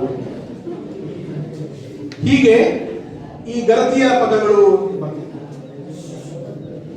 ಬೇರೆ ಬೇರೆ. ನಮಗೆ ಟೆಕ್ಸ್ಟ್ ಇರ್ತಿತ್ತು, ಟೆಕ್ಸ್ಟ್ ಅಲ್ಲಿ ನಿಮಗೆ PUC ಇಲ್ಲ ಇರ್ಬೋದು, ಕನ್ನಡದಲ್ಲಿ ಇರ್ಬೋದು, ಇಂಗ್ಲಿಷ್ ಅಲ್ಲಿ ಹಚ್ಚಿಲ್ಲ. ಹೈಸ್ಕೂಲ್ ಅಲ್ಲಿ ಅಥವಾ ಪ್ರೈಮರಿ ಸ್ಕೂಲ್ ಅಲ್ಲಿ ನಮಗೆ ಇತ್ತು ನೂದೊಲ್ಲೆ ಚೆನ್ನಿ ಅಂತ. ವಿದ್ಯಾರ್ಥಿಗಳು ಇನ್ನು 2 ನಿಮಿಷ ಭಾಷಣ ನಾನು ಮಾತುಗಳನ್ನು ಮುಗಿಸ್ತಾ ಇದ್ದೀನಿ. ನೂಲು ಒಲ್ಲೆಕ್ಕ ಚೆನ್ನಿ, ನೂಲು ಒಲ್ಲೆಕ್ಕ ಚೆನ್ನಿ ಅಂತ ನಾವು ಇದನ್ನ ಒನ್ನೆಯಿಂದ ಬೆನ್ನೆಯಿಂದ ಕೇಳ್ತಿದ್ವಿ. ಯಾರೋ ಒಬ್ರು ಹೇಳ್ತಿದ್ರು, ಕೇಳ್ತಾ ಕೇಳ್ತಾ ನಮಗೆ 3ನೇ ಕ್ಲಾಸಲ್ಲಿ ಓದಲಿಕ್ಕೆ ಅವಕಾಶ ಸಿಕ್ಕಿದ್ರು. ನೂಲು ಒಲ್ಲೆಕ್ಕ ಚೆನ್ನಿ, ನೂಲು ಒಲ್ಲೆಕ್ಕ ಚೆನ್ನಿ. ಅಕ್ಕಿ ಇನ್ನೊಂದು ಲೇಡಿ ಕ್ಯಾರೆಕ್ಟರ್ ಅಂತ ಕಡೆ ಚೆನ್ನಿ ಅಂತ ಕೇಳ್ತಾಳ, ರಾಟಿಲ್ಲ ಜಾನ, ರಾಟಿಲ್ಲ ಜಾನ ಅಂತ. ಹೀಗೆ ನಿರಂತರವಾಗಿ ಪದ್ಯ, ಜನಪದ ಪದ್ಯ ಮುಗಿಯುವರೆಗೂ ಸಹಿತ ಆ ಗಂಡನಾದವನು, ಚಂಡನಾದವನು ಸಾಕಷ್ಟು ಅವಕಾಶಗಳನ್ನು ಹೆಂಡತಿಗೆ ಕೊಡ್ತಾ ಕೊಡ್ತಾ ಕೊಡ್ತಾ ಹೋಗ್ತಾನೆ. ಮನೆಯನ್ನು ಬಂಡಿ ಮಾಡಿಸ್ತಾನೆ, ರಾಟಿ ಮಾಡಿಸ್ತಾನೆ. ಅದಕ್ಕೆ ಕದರ್ ಇರಂಗಿಲ್ಲ, ಚರಮದ್ದು ಇರ್ತದೆ ಕದರ್ ಅಂತ. ಅದನ್ನ ಮಾಡಿಸ್ಲಿಕ್ಕೆ ಕೋನ್ ಇರುತ್ತೆ ಮನೆಯೊಳಗೆ, ಅಲ್ಲೇ ಸಂಪನ್ಮೂಲ ಅಲ್ಲೇ ಇರ್ತವೆ ಸುತ್ತಮುತ್ತ, ರೈತನ ಸುತ್ತಮುತ್ತ. ಆ ಕೋನ ಕಡಿಸ್ತಾನ, ಅದಕ್ಕೆ ಕದರ್ ಮಾಡಿಸ್ತಾನ. ಎಲ್ಲ ಮಾಡಿದ್ಮೇಲೆ ಹೇಳ್ತಾ ಇಷ್ಟೆಲ್ಲ ಸುಮಾರು ಒಂದು ಆಗಿನ ಟೈಮ್ನಲ್ಲಿ ಒಂದು 10 ಲಕ್ಷ ರೂಪಾಯಿ ಖರ್ಚು ಇರ್ತಾನೆ ಅವನು ಚೆನ್ನಂದು. ಕೊನೆಗೆ ಆಕಿ ನನಗೆ ಬರುವುದಿಲ್ಲ ಜಾನ, ಬರುವುದಿಲ್ಲ ಜಾನ ಅಂತ, ನೂಲಿಕ್ಕೆ ನನಗೆ ಬರುವುದಿಲ್ಲ ಜಾನ ಅಂತ. ಎಲ್ಲ ಆದ್ಮೇಲೆ 10 ಲಕ್ಷ ಖರ್ಚು ಆದ್ಮೇಲೆ ಅವನು ರೈತಂದು ನನಗೆ ಬರುವುದು, ಕೊನೆಗೆ ಬರುವುದಿಲ್ಲ ಜಾನ ಅಂತ ಹೇಳ್ತಾ ಅದೊಂದು ವಿಡಂಬನೆ ಮಾಡ್ತಕ್ಕಂಥ ಯಾವುದೇ ಇರ್ಬೋದು, ಗಂಡ ಇರ್ಬೋದು, ಹೆಣ್ಣಾಗಿರ್ಬೋದು, ಅವರ ಸ್ವಭಾವವನ್ನ, ವರ್ತನೆಯನ್ನ ವಿಡಂಬನೆ ಮಾಡ್ತಕ್ಕಂಥ ಒಂದು ಪದ್ಯ ಆದಾಗಿತ್ತು ಅಂತ. ಇದಕ್ಕೆ ಯಾವುದೂ ಇನ್ಸ್ಟ್ರೂಮೆಂಟ್ಸ್ ಬೇಕಾಗಿಲ್ಲ, ಮ್ಯೂಸಿಕಲ್ ಇನ್ಸ್ಟ್ರೂಮೆಂಟ್ಸ್. ಹೇಳಿದಾಗ ಸಹಜವಾಗಿ ಕೇಳಬೇಕು ಅನ್ನೋ ಒಂದು ಕುತೂಹಲ, ಆಸಕ್ತಿ ಅಥವಾ ಪೂರ್ಣ ಪ್ರಮಾಣದಲ್ಲಿ ಅದರೊಳಗೆ ಒಳಗೊಳ್ಳುವುದು ಸಾಧ್ಯವಾಗ್ತದ ಅಂತ ಶಕ್ತಿ ನಮಗೆ ನಮ್ಮ ಜಾನಪದಕ್ಕೆ ಅದ. ಗವಿಸಿದ್ದಯ್ಯ ಹಳ್ಳಿಮಠ ಸರ್ ಹೇಳ್ತಾ ಇದ್ರು, ಕೇಳಿದ್ವಿ, ಅವ್ರ ಬಗ್ಗೆ ನೋಡ್ತಿದ್ವಿ. 2ನೇ ಸಾರಿ ನಾವು ನೋಡೋದು ಅವರು. ಇನ್ನೊಂದು ಕಾರ್ಯಕ್ರಮದಲ್ಲಿ ಅವರ ಹಾಡನ್ನು ಕೇಳಿದ್ದೆ, ಮತ್ತೊಂದು ಸಾರಿ ಅವ್ರ ಬಗ್ಗೆ ಸಾಕಷ್ಟು ಕೇಳಿದ್ವಿ. ಅವರ ಮಾತನ್ನ, ಅವರ ಹಾಡನ್ನ ಕೇಳಿದಾಗ ಮನಸ್ಸು ಮಂತ್ರಮುಕ್ತ ಆಗ್ತಿತ್ತು. ನೀವೆಲ್ಲ ಬಹಳಷ್ಟು ಅಟೆಂಟಿವ್ ಆಗಿ ಕೇಳ್ತಿದ್ರಿ ಅಂತೆ. ನಿಮ್ಮ ನಿರಾಸವಾದ ಮನಸ್ಸಿಗೆ ಅವರು ನೀರು ಗೊಬ್ಬರವನ್ನ ಹಾಕಿದ್ದಾರ ಈ ಒಂದು ವೇದಿಕೆ ಮೂಲಕ ಅಂತ ಅನಿಸ್ತಾ ಇದೆ. ನಂತರದಲ್ಲಿ ಮಹೇಶ್ ತಳವಾರ ಸರ್ ಅವರು ಸಹಿತ ಹಾಡನ್ನ ಕೇಳಿದಾಗ ನಮಗೆ ಬಹಳಷ್ಟು ಖುಷಿ, ಸಂತೋಷ ಅಂತ ಅನಿಸ್ತು. ರಾಜ್ಯ ಮಟ್ಟದ ಕಲಾವಿದರು ಅಂತ 2ನೇ ಮಾತಲ್ಲಿ ಅವರು ಯಾರು ಅಂತ 2 ಹಾಡಲ್ಲಿ, 2 ಸಾಲುಗಳ ಹಾಡಲ್ಲಿ ಅವರು ನಮಗೆ ತಮ್ಮನ್ನ ತಾವು ಪರಿಚಯಿಸಿಕೊಟ್ಟರು. ಹಾಗೆ ಇಲ್ಲಿ ಪ್ರಮುಖ ಕೇಂದ್ರ ಬಿಂದು ಡಾಕ್ಟರ್ ಜಾನಪದ ಎಸ್ ಬಾಲಾಜಿ ಸರ್ ಅವರು ಬೆಂಗಳೂರಿಂದ ಇಲ್ಲಿ ಬಂದು ಬೆಳಗ್ಗೆ 8:30ಕ್ಕೆ ಇರಬೇಕು, ಸೆಂಟ್ರಲ್ 7:30 ಅಥವಾ 8:30ಕ್ಕೆ ಇರಬಹುದು. ಬಹಳ ಸಮಯಕ್ಕೆ ಸರಿಯಾಗಿ ಕಾರ್ಯಕ್ರಮ ಬಂದರು. ಬಂದಾಗ ಈ ಒಂದು ಇವತ್ತ ಬಹಳಷ್ಟು ನಶಿಸ್ತಾ ಇದೆ ಅಂತ, ಇದರ ಪರ ಇದ್ದವರು ಬಹಳ ಕಡಿಮೆ, ಜನಪದ ಸಾಹಿತ್ಯದ ಪರ ಇದ್ದವರು. ಇಲ್ಲಿ ನಮ್ಮ ನಾಯಕ್ ಸರ್ ಇದ್ದಾರೆ, ರಾಜು ನಾಯಕ್, ಬಹಳ ವಿಡಂಬನಾತ್ಮಕ ಮಾತುಗಳನ್ನ ಬೈಫರ್ಕೇಶನ್ ಮಾಡಿದ್ರು. ಟ್ರ್ಯಾಕ್ಟರ್ ಜಾನಪದ ಅಂತ, ಟ್ರ್ಯಾಕ್ಟರ್ ಜಾನಪದ, ಟಮ್ ಟಮ್ ಜಾನಪದ. ಇಲ್ಲಿ ಏನ ಮೂಲ ಜಾನಪದ, ಅದಕ್ಕೆ ನೀವು ಒಲವನ್ನು ಕೊಡಬೇಕು ಅಂತ ಬಹಳ ಕೇಳಿಕೆ ಬಹಳ ಕೆಟ್ಟ ಅನಿಸ್ಬಿಟ್ಟು. ನಾವು ಹೋದ ವರ್ಷ ಪ್ರವಾಸಕ್ಕೆ ಹೋಗಿದ್ದೀವಿ, ನೀವು ಅದು ಬಂದಿದ್ರೆ ಅನೇಕ ಜನ. ಅಲ್ಲಿ ಜನಪದ ಹಾಡುಗಳನ್ನ ಕೇಳಿದಾಗ ನಾವೆಲ್ಲ ನೀವು ಹೋಗ್ಬಿಟ್ರೆ ಆಮೇಲೆ ಬರ್ತೀನಿ ಅಂತ ಅನಿಸ್ತಿತ್ತು ನನಗೆ. ಅವೆಲ್ಲ ಮೇಡಮ್ ಸರ್ಸ್ ಎಲ್ಲ ಮಾತಾಡ್ತೀವಿ. ಅಷ್ಟು ನಿಮ್ಮನ್ನ ಮುಂದಿಟ್ಕೊಂಡು ಅಥವಾ ನಮ್ಮನ್ನ ಮುಂದಿಟ್ಕೊಂಡು ನೀವು ಡ್ಯಾನ್ಸ್ ಮಾಡ್ತಕ್ಕಂಥ ರೀತಿ ನೋಡಿದ್ರಪ್ಪ ಅಂತಂದ್ರೆ ನಮಗೆ ಬಹಳಷ್ಟು ಮುಜುಗರ ಕೊಡ್ತಕ್ಕಂಥ ಹಾಡುಗಳು ಆಗಿತ್ತು. ಬೈತಿದ್ದು ನೀವು, ಆದ್ರೂ ಸಹಿತ ನಿಮಗೆ ಟೇಸ್ಟ್ ಅದನ್ನ ಹಾಡ್ಕೊಂಡು ಡಾನ್ಸ್ ಮಾಡ್ತಿದ್ದೀವಿ. ಹೈಸ್ಕೂಲ್ ಗಿಡ್ಡಿ ಅಂತ ಹೇಳಿ ಇದನ್ನ ಕೇಳಿದಾಗ ನಾವು ಟೀಚರ್ಸ್ ಆದವರು ಅಥವಾ ಪಾಲಕರಾದವರು ಸಾಹಿತ್ಯ ಎಲ್ಲಿಗೆ ಬಂತು ಅಂತ ಅದಕ್ಕೆ ಫೋಟೋಗ್ರಾಫಿಕ್ ಲಿಟರೇಚರ್ ಅಂತ ಅಶ್ಲೀಲ ಸಾಹಿತ್ಯ ಕೇಳಿಕೆ ನಮಗೆ ಕಿವಿಗಳಿದ್ರು ಸಹಿತ ಮುಚ್ಕೊಂಡು ಕುಂದಿರಬೇಕು ಅನ್ನೋದು ಒಂದು ವಾತಾವರಣ ಕ್ರಿಯೇಟ್ ಮಾಡತಕ್ಕಂಥ ಒಂದು ಹಂತದ ಜನರು ಇದ್ದಾರೆ. ಯಾಕಂದ್ರೆ ಅಟ್ರಾಕ್ಷನ್ ಮಾಡೋದು, ಪ್ರೇಕ್ಷಕರನ್ನ ಸೆಳೆಯೋದು, ವೇದಿಕೆಗಳನ್ನು ಗಿಟ್ಟಿಸ್ಕೊಳ್ಳೋದು, ಅದರಿಂದ ಸಂಪನ್ಮೂಲ ಮಾಡಿಕೊಡೋದು ಇದು ಅಲ್ಲ.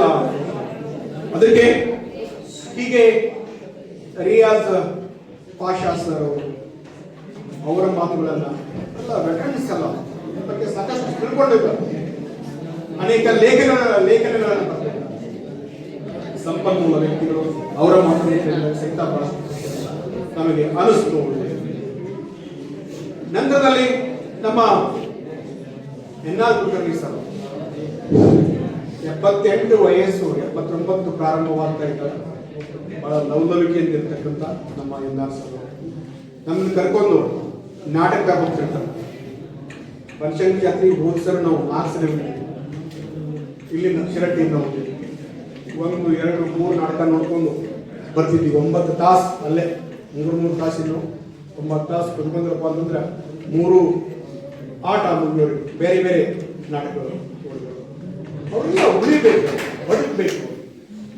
ಜನಪದ ಕಲಾವಿದರು ಅಥವಾ ನಾಟಕ ರಂಗಭೂಮಿಯ ಕಲಾವಿದರು ಅವರೆಲ್ಲರೂ ಬದುಕಬೇಕು. ನೀವು ಸಿನಿಮಾ ಅಥವಾ ಇತರೆ ಗೀತೆಗಳು ಇದ್ದಾವಲ್ಲ ಅವುಗಳಿಗೆ ಅಷ್ಟೇ ಒಲವನ್ನು ಕೊಡದೆ ಜನಪದ ಕಲಾವಿದರು ಮತ್ತೆ ರಂಗಭೂಮಿಯ ಕಲಾವಿದರು ಇವಕ್ಕೆ ಮತ್ತೊಂದು ಮನ್ವಂತರ ಅಂತ ಹೊಸ ಕಾಲ, ಹೊಸ ಚಿಗುರು ಬರ್ತಾ ಇದೆ ಅಂತ ಅನಿಸ್ತದೆ. ಹಿಂದೊಂದು ಟೈಮ್ನಲ್ಲಿ ನಾಟಕಗಳಿಗೆ ಇಂಥ ಜನಪದ ಕಾರ್ಯಕ್ರಮಕ್ಕೆ ಜನರು ಸೇರ್ತಿದ್ದಿಲ್ಲ. ಒಂದು 5-6 ವರ್ಷದಿಂದ. ಹೋದ ವರ್ಷ ಬನಶಂಕರಿ ಜಾತ್ರೆ ಹೋದಾಗ ಒಂದು ಆಟಕ್ಕೆ, ಒಂದು ಪ್ರದರ್ಶನಕ್ಕೆ, ಒಂದು ಶೋಕ್ಕೆ ಅಲ್ಲಿ ಮಾದಕರನ್ನ ಭೇಟಿಯಾದಾಗ ನಾವು ಒಂದು ದಿವಸಕ್ಕೆ 8 ಲಕ್ಷ ರೂಪಾಯಿ ನಮಗೆ ಆದಾಯದ ಸರ ಅಂತ ಹೇಳಿದ್ರು. ಒಂದು ಶೋಕ್ಕೆ 2 ಲಕ್ಷ 3 ಲಕ್ಷ ರೂಪಾಯಿ ಆದಾಯದ. ಅಂದ್ರೆ ಮತ್ತೊಂದು ಮನ್ವಂತರ ಪ್ರಾರಂಭ ಆಗ್ತಾ ಇದೆ ರಂಗಭೂಮಿಗೆ, ಮತ್ತೊಂದು ಮನ್ವಂತರ ಪ್ರಾರಂಭ ಆಗ್ತದೆ ಜಾನಪದ ಸಾಹಿತ್ಯಕ್ಕೆ, ಕಲೆಗೆ ಅಂತ ನಾವು ಅಲ್ಲಿ ನೋಡಿದಾಗ ನಮಗೆ ಅನಿಸ್ತಿದೆ. ಹೀಗೆ ನಮ್ಮ ವೆಂಕಟಪ್ಪ ಸರ್ ಅವರು ಈ ಪರಿಷತ್ತಿನ ಜಾನಪದ ಪರಿಷತ್ತಿನ ಜಿಲ್ಲಾ ಅಧ್ಯಕ್ಷರು. ನಾವು ಆಗ್ತಾನೆ ಹೇಳಿದ್ದೀವಿ, ನಿರಂತರವಾಗಿ ತಮ್ಮನ್ನು ತಾವು ಶೈಕ್ಷಣಿಕ ಇಂಥ ಬೇರೆ ಬೇರೆ ಚಟುವಟಿಕೆಗಳಲ್ಲಿ ತಮ್ಮನ್ನು ತಾವು ತೊಡಗಿಸಿಕೊಂಡವರು. ಇಲ್ಲಿ ಮುಂದೆ ನಮ್ಮ SY ಪಾಟೀಲ್ ಸರ್ ಗೌಡ್ರು, ಎಲ್ಲ ಗೌಡ್ರು ಪಾಟೀಲ್ ಅಂತ ಇದ್ರು 2 ವರ್ಷದ ಹಿಂದೆ. ಅವರ ಚಿರಂಜೀವಿ, ಅವರ ಮಾರ್ಗದರ್ಶನದಲ್ಲಿ ಬೆಳೆದವರು. ಶಿರಟ್ಟಿ ಸುತ್ತಮುತ್ತ ಎಲ್ಲರಿಗೂ ಚಿರಪರಿಚಿತ, ಕಾಕ ಅಂತೇಳಿ ಚಿರಪರಿಚಿತರಾಗಿದ್ರು. ಕಾಕಾರ ಅಂತಂದ್ರೆ ಅವರು ಎಲ್ಲ ಗೌಡ್ರು ಅಂತ ನಮಗೆ ಅನಿಸ್ತಿತ್ತು. ಅಂಥವರ ಚಿರಂಜೀವಿ. ನಾವು ಯಾವುದೇ ಕಾರ್ಯಕ್ರಮ ಇರ್ಬೋದು, ಆ ಕಾರ್ಯಕ್ರಮಕ್ಕೆ ಆಹ್ವಾನಿಸಿದಾಗ ಎಲ್ಲವನ್ನ ಬಿಟ್ಟು ಈ ರೈತರ ಬಗ್ಗೆ ಹಾಡನ್ನ ಹಾಡಿದಾಗ ನೀವೆಲ್ಲರೂ ಗೌರವಿಸಿದ್ರು. ಅವರು ಪ್ರಗತಿಪರ ರೈತರು, ಲ್ಯಾಂಡ್ ಲಾರ್ಡ್, ಭೂ ಮಾಲೀಕರು ಎಲ್ಲರೂ ಇಷ್ಟು ಸಿಂಪಲ್ ಆಗಿ ಇರ್ತಾರೆ. ನಮ್ಮ SY ಪಾಟೀಲ್, ಶಿವನಗೌಡರು ಪಾಟೀಲ್ ಇಂತಹ ಒಂದು ಇನ್ಸ್ಟಿಟ್ಯೂಟು ಬೇರೆ ಬೇರೆಯವರು ಕೇಳ್ತಿದ್ರು, ಇದರ ಒಂದು ಪರಂಪರೆ ಏನು ಸರ್ ಅಂತ. ಬಹಳ ಹಳೆ ಬಿಲ್ಡಿಂಗ್ ಅದ ಅಂತ. ಇನ್ನೂ 50 ವರ್ಷ ಆದರೂ ಸಹಿತ ಈ ತರ ಗಟ್ಟಿಮುಟ್ಟಾಗಿರ್ತದ. 1950-51ರಲ್ಲಿ ಪ್ರಾರಂಭವಾದಂಥ ಇನ್ಸ್ಟಿಟ್ಯೂಟ್ ನಮ್ಮದು ಸಾವಿರಾರು ವಿದ್ಯಾರ್ಥಿಗಳಿಗೆ ಮಾರ್ಗದರ್ಶನ ಮಾಡಿದೆ. ಇವತ್ತ ಸರ್ಕಾರಕ್ಕೆ ಒಂದು ಶಕ್ತಿ ಬಂದದ್ದು. ಸ್ವತಂತ್ರ ನಂತರದಲ್ಲಿ 2 ವರ್ಷ 3 ವರ್ಷ ಆದವಾಗ ನಮ್ಮ ಡಬಾಲಿ ಮನೆ ತಂದವರು, ನಮ್ಮ ಪಾಟೀಲ್ ಮನೆ ತಂದವರು, ದೇಶಪಾಂಡೆಯವರು, ಆಗಿನ ಓಲ್ಡರ್ ಜನರೇಷನ್ ಅವರೆಲ್ಲ ಮುಂದುವರಿಸಿಕೊಂಡು ಇದಕ್ಕೆ ಎಲ್ಲ ಸುತ್ತಮುತ್ತ ನೇಬರಿಂಗ್ ತಾಲೂಕು ಇರ್ಬೋದು, ನಮ್ಮ ತಾಲೂಕು ಶಿರಟ್ಟಿ ಸಿಟಿ ಇರ್ಬೋದು, ಮತ್ತೆ ಶಿರಟ್ಟಿ ಸುತ್ತಮುತ್ತ ಹಳ್ಳಿಗಳಿರ್ಬೋದು. ನೀವು ಯಾರ ಕೇಳಿದ್ರೆ ಅಲ್ಲಿ ಡಬಾಲಿ ಇನ್ಸ್ಟಿಟ್ಯೂಟ್ ಅಂತಂದ್ರೆ, ಡಬಾಲಿ ಹೈಸ್ಕೂಲ್ ಅಂತ, ಡಬಾಲಿ ಕಾಲೇಜ್ ಅಂತಂದ್ರೆ ಎಲ್ಲರಿಗೂ ಚಿರಪರಿಚಿತ. ಇಷ್ಟೇ ಅಲ್ಲ, ನಾವು ಅವಾಗ ಹೇಳ್ತಿರ್ತೀವಿ ಈ ಶಿರಟ್ಟಿಗೆ ಇನ್ನೊಂದು ಹೆಸರು, ಎರಡು ಹೆಸರಿದ್ದಾವ. ಒಂದು ಬಕೇರೇಶ್ವರ ಮಠ ಅಂತಂದ್ರೆ ಶಿರಟ್ಟಿ ಅಂತ ನೆನಪಾಗ್ತದೆ, ಒಂದು ಡಬಾಲಿ ಇನ್ಸ್ಟಿಟ್ಯೂಟ್ ಅಂದ್ರೆ ಶಿರಟ್ಟಿ ಅಂತ ನೆನಪಾಗ್ತದೆ. ನಮಗೆಲ್ಲ ನಾವು ಶಿರಟ್ಟಿಯವರು ಅಂತಂದ್ರೆ ಡಬಾಲಿ ಕಾಲೇಜಿನವರು ಅಂತ ಕೇಳಿದ್ರು, ಬೆಂಗಳೂರಿಗೆ ಹೋಗೋದು, ವ್ಯಾಲ್ಯೂಷನ್ ಹೋಗೋದು. ಅಷ್ಟೊಂದು ಸುತ್ತಮುತ್ತ ಡಿಸ್ಟ್ರಿಕ್ಟ್ ಒಳಗೂ ಸಹಿತ ನಮ್ಮ ಇನ್ಸ್ಟಿಟ್ಯೂಟ್ ಚಿರಪರಿಚಿತ. ಈಗ ಈ ಹೊಸ ಜನರೇಷನ್, ನಮ್ಮ ಎನ್.ಆರ್. ಕುಲಕರ್ಣಿ ಸರ್ ಆಯಿತು, ನಮ್ಮ ಪಾಟೀಲ್ ಆಯಿತು, ಡಬಾಲಿಯವರು ನೆಕ್ಸ್ಟ್ ಜನರೇಷನ್ ಇದ್ದಾರೆ, ಅವರೆಲ್ಲ ಅಮರೀಶ್ ಶೆಟ್ಟರು, ಇವರೆಲ್ಲ ಸೇರಿ ಮತ್ತೆ ನಮ್ಮ ಇನ್ಸ್ಟಿಟ್ಯೂಟ್ ಅನ್ನ ಮುನ್ನಡೆಸ್ಕೊಂಡು ಬರ್ತಾ ಇದ್ದಾರೆ. ಹಾಗೆ ಇಲ್ಲೆಲ್ಲ ಮತ್ತೆ ನಮ್ಮ ವಿದ್ಯಾರ್ಥಿ ಅವ್ರ ಬಗ್ಗೆ ಹೇಳಬೇಕಾಗ್ತದೆ. ಶ್ರೀ ಮಹಾಂತೇಶ್ ಗರ್ಗನ್ನವರು, ಅವರು 3-4 ಕವನ ಸಂಕಲನವನ್ನು ಕಲೆಕ್ಷನ್ ಪಾಯಿಂಟ್ಸ್ ಅನ್ನ ಬಂದವಾಗ ಬಿಡುಗಡೆ ಆದ್ಮೇಲೆ ನನಗೊಂದು ಕಾಪಿ ಕೊಟ್ಟಿರ್ತಾರೆ. ಹಿಮ್ಮತ್ತಿನ ಮಾತುಗಳು, ಹಲ್ಲು ಉರಿ ಅಂತ ಮೊನ್ನೆ. ಈಗ ಹೇಳಿದವ್ರ ಮಾತು ಯಾರು ಕೇಳ್ತಾರೆ ಈಗ. ಇದೆಲ್ಲ ಜನಪದ ಸೊಗಡು, ಕ್ರಾಂತಿ, ಸಿಟ್ಟು, ಆಕ್ರೋಶ ಅವರೆಲ್ಲವನ್ನ ಒಳಗಿಸಿಕೊಂಡು ಒಬ್ಬ ಸಾತ್ವಿಕ ವ್ಯಕ್ತಿಗೆ ಸಿಟ್ಟು ಬಂದ್ರೆ ಏನಾಗ್ತದೆ ಅಂತ ಹೇಳಿ ಅವರ ಕವನ ಸಂಕಲನ ಕಲೆಕ್ಷನ್ ಆಫ್ ಪಾಯಿಂಟ್ಸ್ ಇದ್ದಾವಲ್ಲ ಕನ್ನಡದಲ್ಲಿ ಇದ್ದಾವ. ಅವಳ ಓದ್ಬೇಕು ಅಂತಂದ್ರೆ ಓದ್ಲಿಕ್ಕೆ ಹತ್ತಿಸ್ತದ. ಕವನವನ್ನ ಪ್ರಾರಂಭ ಮಾಡಿದ ಮೇಲೆ ಓದ್ಲಿಕ್ಕೆ ಪೂರ್ತಿ ಮುಗಿಯವರೆಗೂ ಓದ್ಬೇಕಂತ ಅನಿಸ್ತದೆ. ಅಷ್ಟೊಂದು ಇಲ್ಲಿ ರಸಮಯ ಅಲ್ಲ, ನಮ್ಮನ್ನ ನಾವು ಜಾಗೃತಗೊಳಿಸ್ಲಿಕ್ಕೆ, ಬೆಳೆಸ್ಕೊಳ್ಳಿಕ್ಕೆ ಏನದ ವಿಷಯ ವಸ್ತು ಅವನ್ನೆಲ್ಲವನ್ನ ಅನುಭವಿಸಿ ಬರೆದಂತವರು ಮಹಾಂತೇಶ್ ಗರ್ಗನ್ನವರು. ಹೀಗೆ ಮತ್ತೆ ನಮ್ಮ ವೀರಗಾಸೆ ನವೀನ್ ಬಡಿಗೇರ್ ಅವರು, ಮತ್ತೆ ಸಾತ್ಪುಟ ಅವರು ನಮ್ಮ ವಿದ್ಯಾರ್ಥಿ ಇದ್ರು. ಅವರೆಲ್ಲ ಸೇರ್ಕೊಂಡು ನುಡಿದಾಗ ಬಹಳಷ್ಟು ಅದ್ಭುತ ಅನಿಸ್ತು, ಮನಸ್ಸಿಗೆ ಮುಟ್ಟು. ನೀವೆಲ್ಲ ಅಟೆಂಟಿವ್ ಆಗಿ ಕೇಳಿದ್ರಿ, ಕಾರ್ಯಕ್ರಮ ಯಶಸ್ವಿ ಆಯಿತು ಅಂತ ನಮಗೆಲ್ಲ ಅನಿಸ್ತಾ ಇದೆ. ಹಾಗೆ ಈ ಕಾರ್ಯಕ್ರಮವನ್ನು ನಮಗೆ ಅವಕಾಶ ಕೊಟ್ಟಿದ್ದಕ್ಕೆ ನಮ್ಮ ಇನ್ಸ್ಟಿಟ್ಯೂಟ್ ಮೇಲೆ ರಾಜು ನಾಯಕ್ ಸರ್ ಆಯಿತು, ಅವರೆಲ್ಲ ಫ್ರೆಂಡ್ಸ್, ನಂತರದಲ್ಲಿ ಗಣ್ಯರು, ನೀವೆಲ್ಲ ಸೇರಿ ಈ ಕಾರ್ಯಕ್ರಮವನ್ನು ಯಶಸ್ವಿಗೊಳಿಸಿದ್ರಿ. ತಮ್ಮೆಲ್ಲರಿಗೂ ನಮ್ಮ ವಿದ್ಯಾಸಂಸ್ಥೆಯ